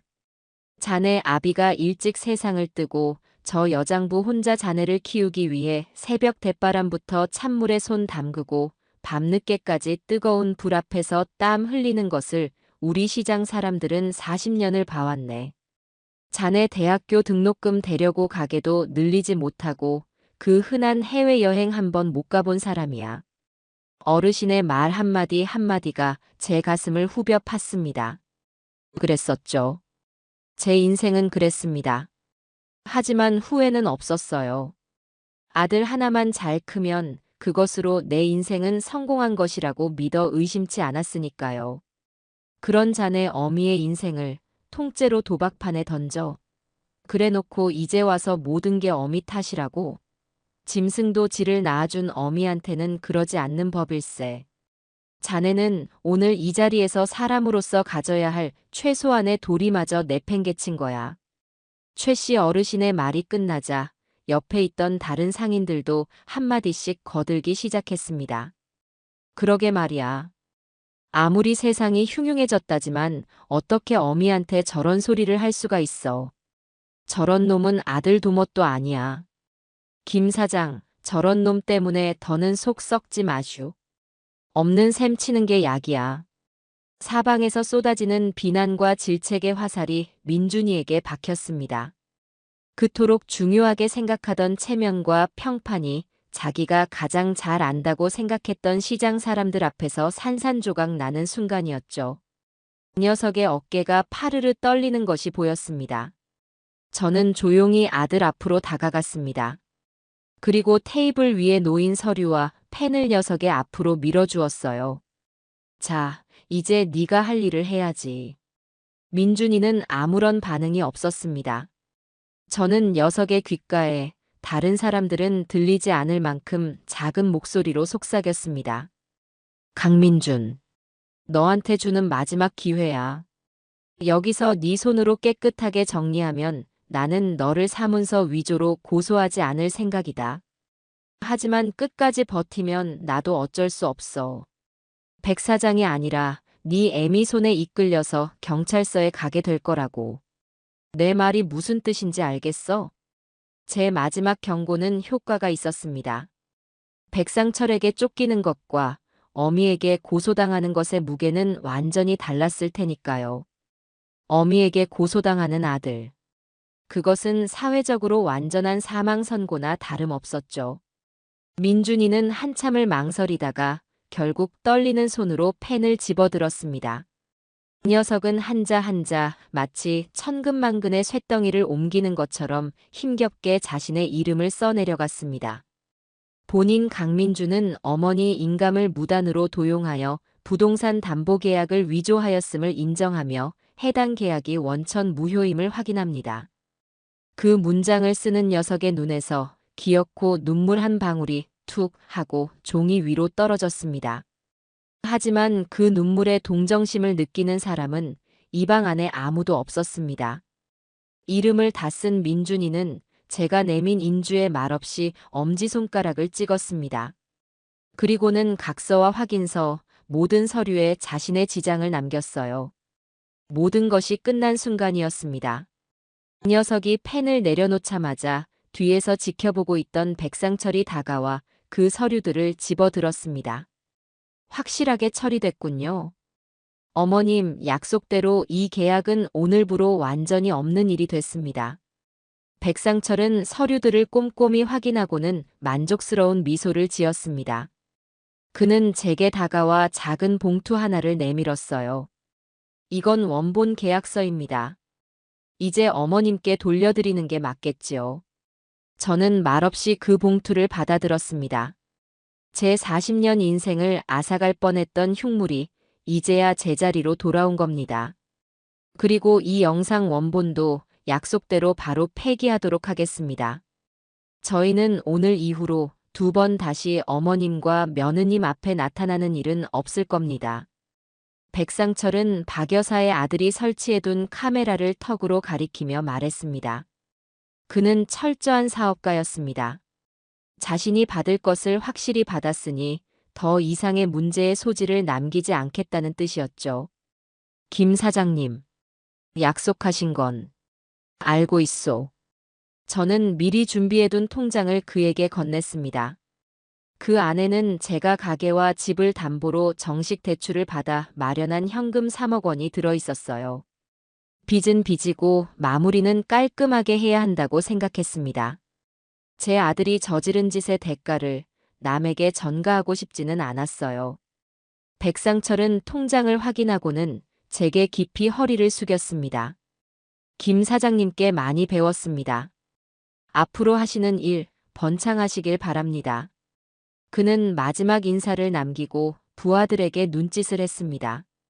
부하들은 넋이 나간 채 주저앉아 있는 민준이의 양팔을 거칠게 붙잡아 일으켰어요. 자, 강민준 씨. 우리도 이제 갈 시간이 됐지.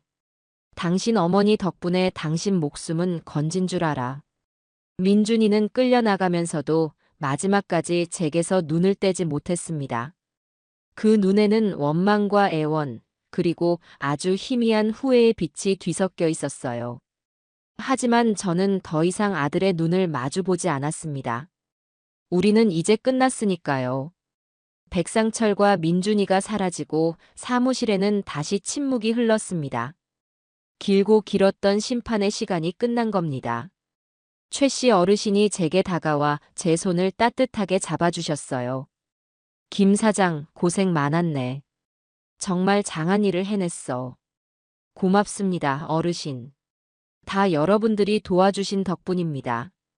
아니야. 이건 자네 혼자 힘으로 이겨낸 싸움이야. 이제 다 잊고 착한 며느리랑 행복하게 살 일만 남았어. 알았지? 다른 상인들도 모두 제게 다가와 위로와 격려의 말을 건넸습니다. 저는 그분들께 몇 번이고 고개를 숙여 감사 인사를 드렸어요. 그분들이 아니었다면 오늘 이 자리는 없었을 테니까요.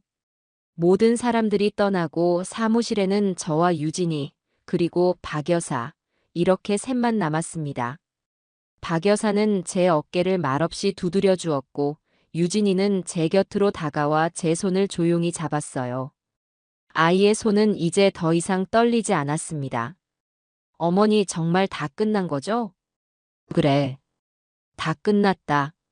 저는 유진이의 손을 마주 잡았습니다. 창밖은 어느새 환한 대낮이었습니다. 지옥같이 길었던 며칠이 마치 거짓말처럼 지나가 버렸어요. 저는 품속에서 백상철에게 돌려받은 원본 계약서를 꺼냈습니다. 그리고는 라이터를 꺼내 불을 붙였어요. 어머니. 유진이가 놀라 저를 말렸지만 저는 묵묵히 계약서가 타들어가는 것을 지켜보았습니다. 종이가 검게 변하며 오그라드는 모습이 마치 제 아들과의 질긴 인연이 제가 되어 사라지는 것만 같았어요. 모든 것이 하얀 재로 변했을 때 저는 그 재를 창문 밖으로 털어버렸습니다. 바람이 불어와 한 줌의 재는 순식간에 흩어져 사라졌습니다. 이제 정말로 모든 것이 끝났습니다. 그날 이후 시장에는 며칠 동안 소문이 흉흉하게 돌았습니다. 상인의 사무실에서 있었던 일의 전말이 목격자들의 입을 통해 조금씩 살이 붙여져 퍼져나갔기 때문이죠. 사람들은 제 아들 민준이의 파렴치한 행동에 혀를 내둘렀고 동시에 제 단호한 대처와 며느리 유진이의 당찬 모습에 감탄했습니다. 저희 가게는 한동안 동네 사람들의 뜨거운 관심사가 되었어요. 사장님, 소문 다 들었어요. 정말 큰일 하셨네요. 속 시원해 죽는 줄 알았어요. 아이고, 말도 마. 얼마나 속이 썩었겠어. 그래도 저렇게 착하고 야무진 며느리가 옆에 있으니 이제는 걱정 없겠네. 가게를 찾아오는 손님들마다 제게 위로와 격려를 건넸습니다. 어떤 분들은 국밥값에 10,000원짜리 한 장을 더 얹어주시며 이걸로 며느님하고 맛있는 거라도 사드시라며 웃어주셨죠. 그 따뜻한 관심이 참 고마우면서도 한편으로는 마음이 무거웠습니다. 아들의 잘못이 온 동네의 가십거리가 되었다는 사실이 어미로서 어찌 편하기만 하겠어요. 하지만 저는 내색하지 않았습니다. 오히려 더 씩씩하게 웃으며 손님들을 맞았죠. 걱정해 주셔서 고맙습니다. 이제 다 해결됐으니 국밥이나 맛있게 드시고 가세요. 제일 큰 변화는 유진이에게 찾아왔습니다. 아이는 더 이상 작은 방에 숨어 지내지 않았어요. 그날 이후 유진이는 제게 조심스럽게 말했습니다. 어머니, 저 이제 어머니 가게 일 제가 도와드리면 안 될까요? 일은 무슨? 너는 아직 마음 추스를 시간이 더 필요해. 아니에요. 저 이제 괜찮아요. 그리고 가만히 앉아 있는 게 더 힘들어요. 어머니 옆에서 뭐라도 거들면서 저도 새롭게 시작하고 싶어요. 유진이의 눈빛은 진심이었습니다. 아이는 이제 과거에 얽매여 슬퍼하는 대신 앞으로 나아가고 싶어 했죠. 저는 그런 며느리가 대견하고 고마워서 아이의 뜻을 따르기로 했습니다. 다음 날부터 유진이는 제게 앞치마를 받아들고 가게의 굳은 일을 도맡아 하기 시작했어요. 그릇을 나르고 테이블을 닦고 손님들의 주문을 받는 아이의 모습은 조금 서툴렀지만 그 얼굴에는 이전에는 볼 수 없었던 생기가 돌았습니다. 어휴, 저렇게 예쁜 며느리가 서빙을 하니 우리 가게 국밥 맛이 더 좋아지겠네. 손님들은 유진이를 보며 칭찬을 아끼지 않았고 유진이는 쑥스러워하면서도 밝은 미소로 화답했습니다. 가게의 분위기는 이전보다 훨씬 더 활기차졌어요. 하지만 가게가 아닌 집으로 돌아오면 우리는 여전히 과거의 그림자에서 완전히 벗어나지 못했습니다. 집안 곳곳에는 민준이의 흔적이 너무나도 선명하게 남아 있었으니까요. 어머니, 우리 저 방부터 정리하는 게 어떨까요? 어느 날 저녁 유진이가 민준이와 함께 쓰던 안방을 가리키며 말했습니다. 그 방은 그날 이후로 아무도 들어가지 않은 채 시간이 멈춘 것처럼 그대로 놓여 있었어요. 저는 묵묵히 고개를 끄덕였습니다.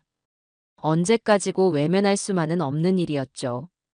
저와 유진이는 커다란 쓰레기 봉투를 들고 안방으로 들어갔습니다. 방 안에는 민준이가 입던 옷까지, 쓰던 물건, 그리고 유진이와 함께 찍었던 사진들이 가득했어요. 이건 다 버려야겠죠? 유진이가 민준이의 옷들을 꺼내며 제게 물었습니다. 그래. 다 버리자. 저 녀석한테 속한 건 이제 우리 집에 단 하나도 남겨둘 필요 없어. 우리는 말없이 민준이의 물건들을 봉투에 담기 시작했습니다. 값비싼 시계, 명품 넥타이, 한 번도 입지 않은 새 양복들. 모두 녀석의 허영심을 채워주던 것들이었죠. 물건을 버리는 것은 그리 어렵지 않았습니다. 하지만 추억이 담긴 물건들을 마주했을 때 우리의 손은 잠시 멈칫할 수밖에 없었어요. 이건 제가 민준 씨한테 처음으로 떠준 목도리인데. 유진이가 낡은 목도리 하나를 들고 울먹였습니다. 이건 민준이 어렸을 때 운동회에서 달리기 1등하고 받아온 메달인데. 저 역시 장롱 깊숙한 곳에서 낡은 상자 하나를 발견하고는 가슴이 먹먹해졌습니다. 그 안에는 제가 소중하게 간직해온 아들의 어린 시절 추억들이 가득 담겨 있었어요. 첫돌 사진, 삐뚤빼뚤한 글씨로 쓴 첫 편지, 학교에서 받아온 상장들. 그 시절의 민준이는 세상에서 가장 사랑스러운 제 아들이었습니다. 어머니. 유진이가 제 눈치를 살피며 조심스럽게 저를 불렀습니다. 저는 눈을 한번 질끈 감았다가 떴어요. 그리고는 상자 안에 있던 모든 것을 쓰레기 봉투 안으로 쏟아부었습니다. 다 지난 일이다. 이런 종이 쪼가리 붙들고 산다고 해서 과거가 바뀌는 건 아니야. 우리한테 중요한 건 이제부터 어떻게 살아갈 것인가 하는 문제지. 제 단호한 모습에 유진이도 결심한 듯 손에 들고 있던 목도리를 봉투 안에 던져 넣었습니다. 우리는 그날 밤 민준이라는 남자가 우리 인생에 존재했다는 모든 증거를 깨끗하게 지워버렸습니다. 다음 날 아침, 저는 사람을 불러 집과 가게의 자물쇠를 모두 새 것으로 교체했어요. 과거와의 완전한 작별이었습니다. 며칠 뒤 박 여사가 조심스럽게 제게 소식을 하나 전해주었습니다. 김 사장. 그놈 민준이 말이야. 그놈 얘기는 이제 하고 싶지 않아요, 형님. 아니, 그래도 이건 알아야 할 것 같아서. 그놈 백 사장한테 풀려나고 나서도 정신 못 차리고 다른 도박판에 기웃거리다가 거기서 돈 떼먹고 도망친 모양이야. 지금은 경찰에서도 사기 혐의로 그놈을 찾고 있대. 결국 그렇게까지 되었구나 싶었습니다. 어미를 배신하고 아내를 버린 놈의 마지막이 좋을 리가 없었죠. 저는 더 이상 아무것도 묻지 않았습니다. 이제 그 녀석의 인생은 온전히 그 녀석의 몫이었습니다. 제가 해줄 수 있는 것도 해주고 싶은 것도 더는 없었어요. 과거를 정리하고 나니 비로소 미래를 볼 수 있게 되었습니다. 가게는 점점 더 입소문이 나서 손님들로 붐볐고 유진이는 이제 제법 능숙하게 제 일을 돕는 든든한 동료가 되었죠. 우리는 전보다 더 많이 웃고 더 많이 대화했습니다. 시어머니와 며느리라는 어색한 이름 대신 서로를 의지하는 동반자이자 친구이자 새로운 의미의 가족이 되어가고 있었어요. 어느 늦은 저녁 가게 정리를 마치고 유진이와 함께 평상에 앉아 쉬고 있는데 유진이가 제게 말했습니다. 어머니, 저 어머니랑 같이 살면 안 될까요? 지금도 같이 살고 있잖니. 아니, 그런 뜻이 아니고요. 저 이제 정말 어머니 딸이 되어서 평생 어머니 곁에서 함께하고 싶다는 뜻이에요. 유진이의 진심 어린 고백에 저는 아무 말 없이 아이의 손을 잡아주었습니다. 잃어버린 아들 대신 제게는 너무나도 소중한 딸이 하나 생긴 겁니다. 텅 비어버린 줄 알았던 제 가슴이 다시 따뜻한 온기로 채워지는 것을 느낄 수 있었습니다. 유진이의 고백 이후 우리 사이에는 아주 작은 변화들이 생기기 시작했습니다. 이전까지 유진이가 저를 어머니라고 부르면서도 어딘가 조심스러워하는 기색이 있었다면 이제는 정말 친딸처럼 제게 어리광도 부리고 스스럼 없이 속마음을 털어놓게 되었죠.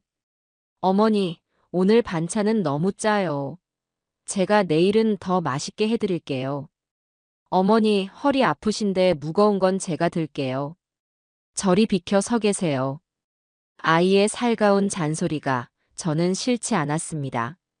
오히려 텅 비었던 집과 가게가 사람 사는 온기로 채워지는 것 같아 마음이 푸근했죠. 저 역시 유진이를 며느리가 아닌 딸처럼 대하기 시작했습니다. 아가, 너는 피부가 하얘서 이런 화사한 색이 잘 어울린다. 시장 나온 김에 엄마가 옷 한 벌 사줄게. 아가, 저녁에는 가게 일 일찍 마치고 우리 영화나 보러 갈까? 요즘 재미있는 게 많이 나왔다던데.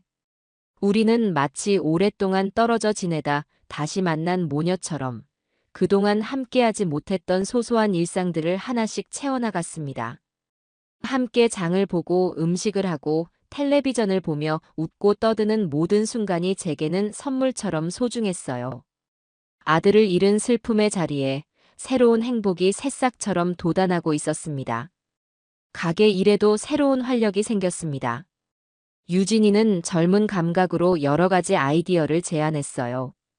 어머니, 저희 가게 메뉴판이 너무 낡았어요. 제가 예쁘게 다시 디자인해 보면 어떨까요? 손님들이 보기에도 훨씬 좋을 거예요.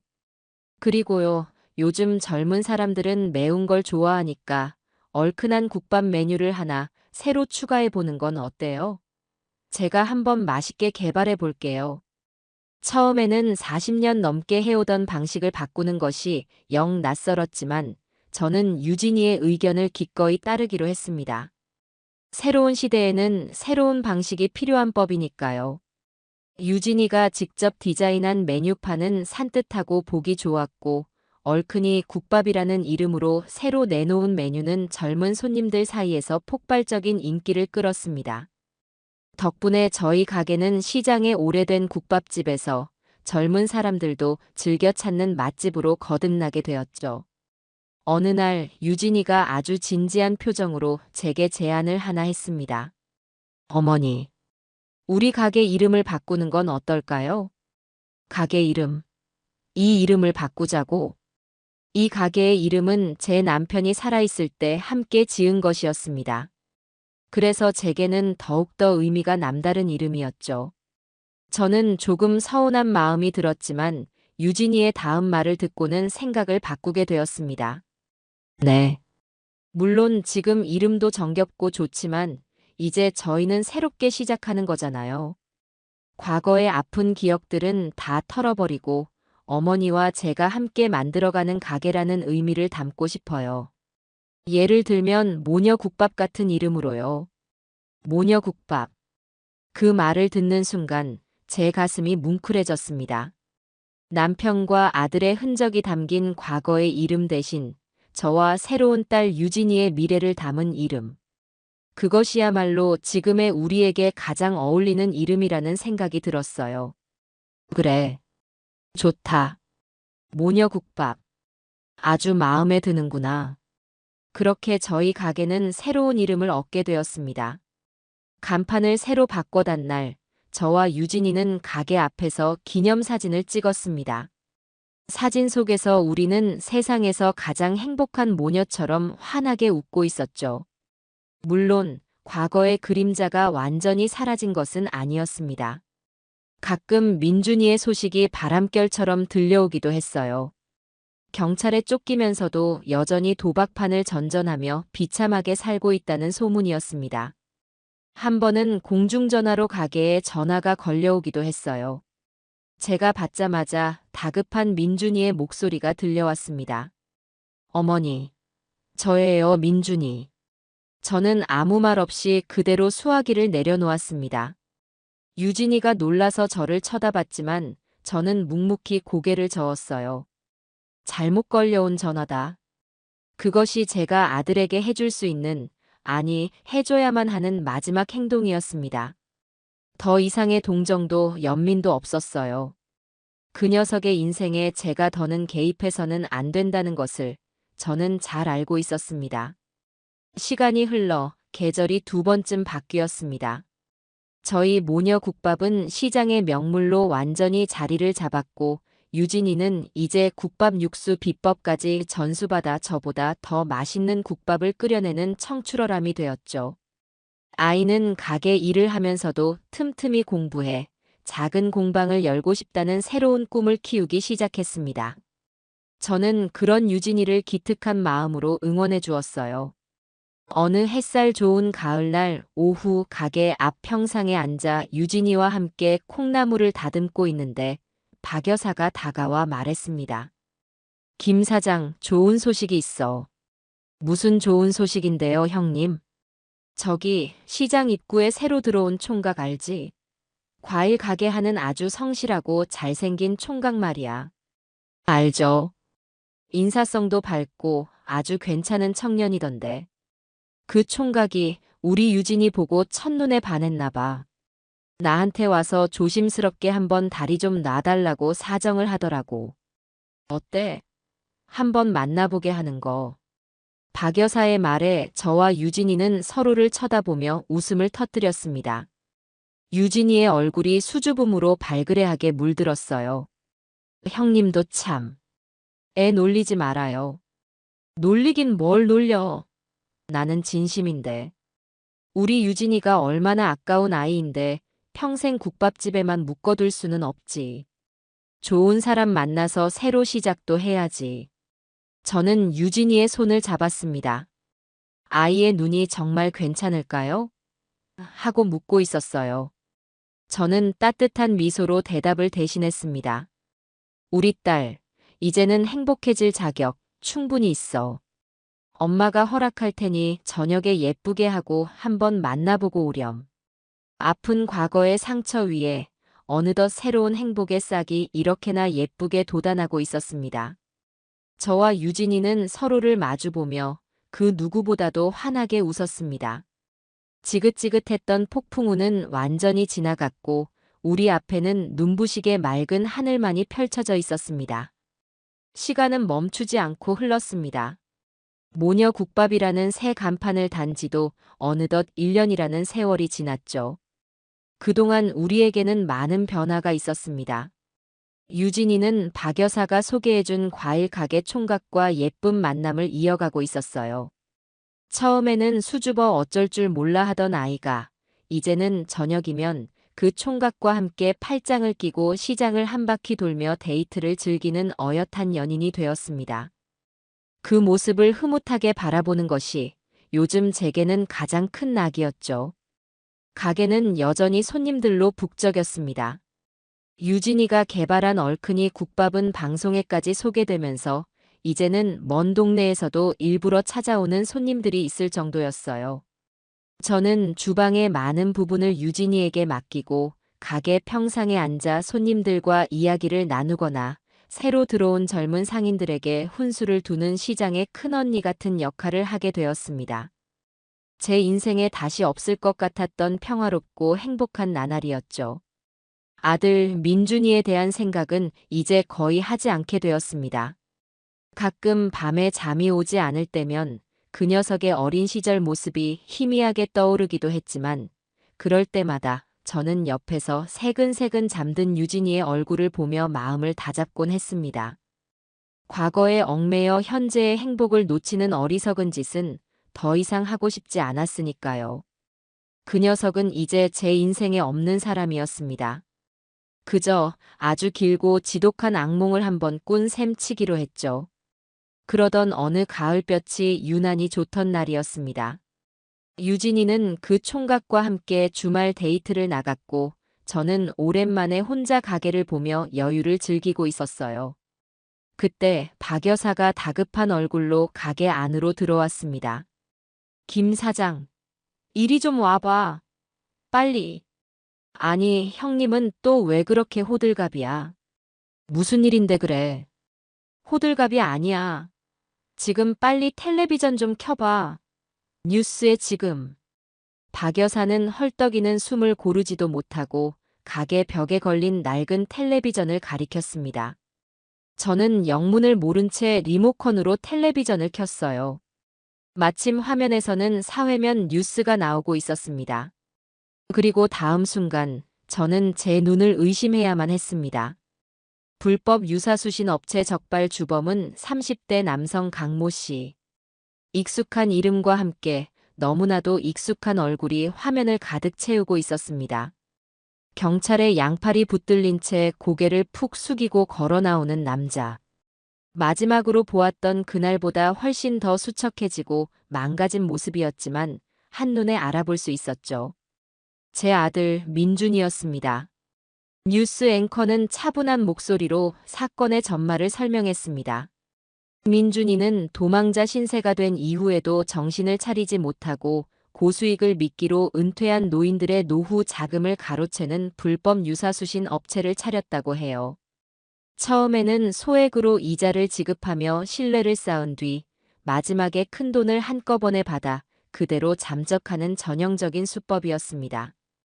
피해액은 수십억 원에 달했고 평생 모은 돈을 모두 잃은 피해자 중에는 극단적인 선택을 한 분도 계시다는 끔찍한 소식도 이어졌습니다. 저런 천하의 못된 놈을 봤나. 지 애미 돈으로도 모자라서 이제는 힘없는 늙은이들 눈에 피눈물을 내게 해.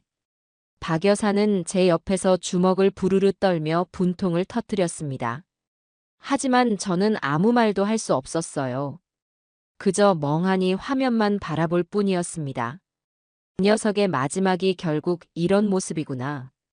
스스로 파멸의 길을 선택했구나.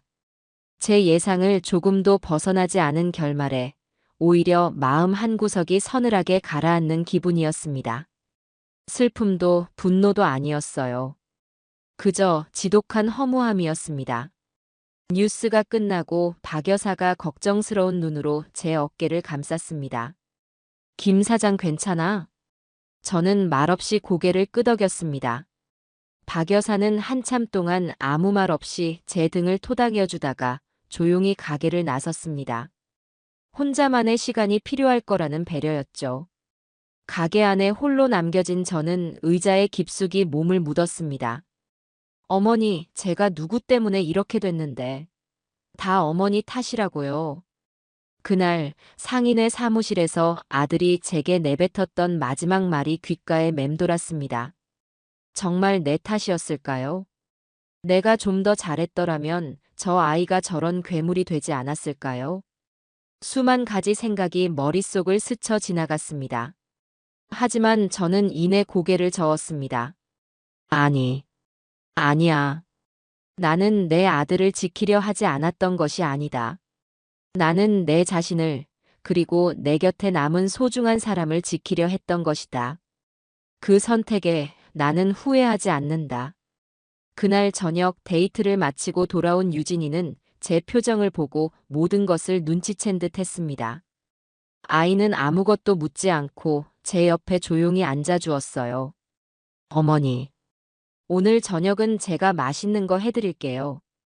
어머니 좋아하시는 따뜻한 두부전골 어때요? 그래, 그러자꾸나. 그날 밤 우리는 마주 앉아 묵묵히 저녁을 먹었습니다. 민준이에 대한 이야기는 단 한마디도 꺼내지 않았어요. 그럴 필요가 없었죠. 우리는 이미 모든 것을 함께 겪어냈고 서로의 마음을 누구보다 잘 알고 있었으니까요. 식사를 마치고 유진이가 조심스럽게 제게 물었습니다. 어머니 마음 괜찮으세요? 저는 유진이를 바라보며 희미하게 미소 지었습니다. 그럼, 괜찮고 말고. 저는 자리에서 일어나 창문을 열었습니다. 시원한 가을바람이 가게 안으로 불어들어와 무겁게 가라앉아 있던 공기를 씻어주는 것 같았어요. 아가, 이제야 정말로 바람이 멎은 것 같구나. 오랫동안 제 인생을 흔들던 지독한 폭풍우가 드디어 완전히 끝났음을 실감했습니다. 제 아들은 이제 법의 심판을 받고 세상과 오랫동안 격리되어 자신의 죗값을 치르게 될 겁니다. 그 안에서 반성을 하든 여전히 남을 원망하든 그것은 이제 온전히 그의 몫이겠죠. 나는 이제 더 이상 그의 인생에 관여하지 않을 겁니다.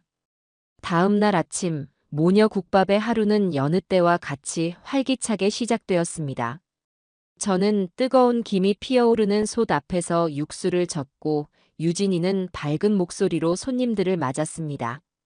제 인생의 가장 큰 폭풍우는 제게서 아들을 앗아갔지만 대신 세상에서 가장 소중한 딸을 남겨주었습니다. 슬픔의 대가로 얻은 행복이기에 저는 이 온기를 더욱더 소중히 여기며 살아갈 생각입니다. 가게 문을 열고 들어서는 과일 가게 총각을 보며 유진이가 수줍으면서도 환하게 웃었습니다. 그 모습을 바라보는 제 입가에도 저절로 미소가 번졌어요. 그래요. 인생은 그렇게 슬픔과 행복을 되풀이하며 앞으로 나아가는 것이겠지요. 그리고 지금 제 곁에는 이 행복을 함께 나눌 너무나도 좋은 사람들이 있습니다. 그것만으로도 제 남은 인생은 충분히 따뜻하고 의미 있을 겁니다. 저는 더 이상 과거를 돌아보지 않을 생각입니다. 제 눈은 이제 제 소중한 사람들과 함께 만들어갈 빛나는 미래를 향하고 있으니까요.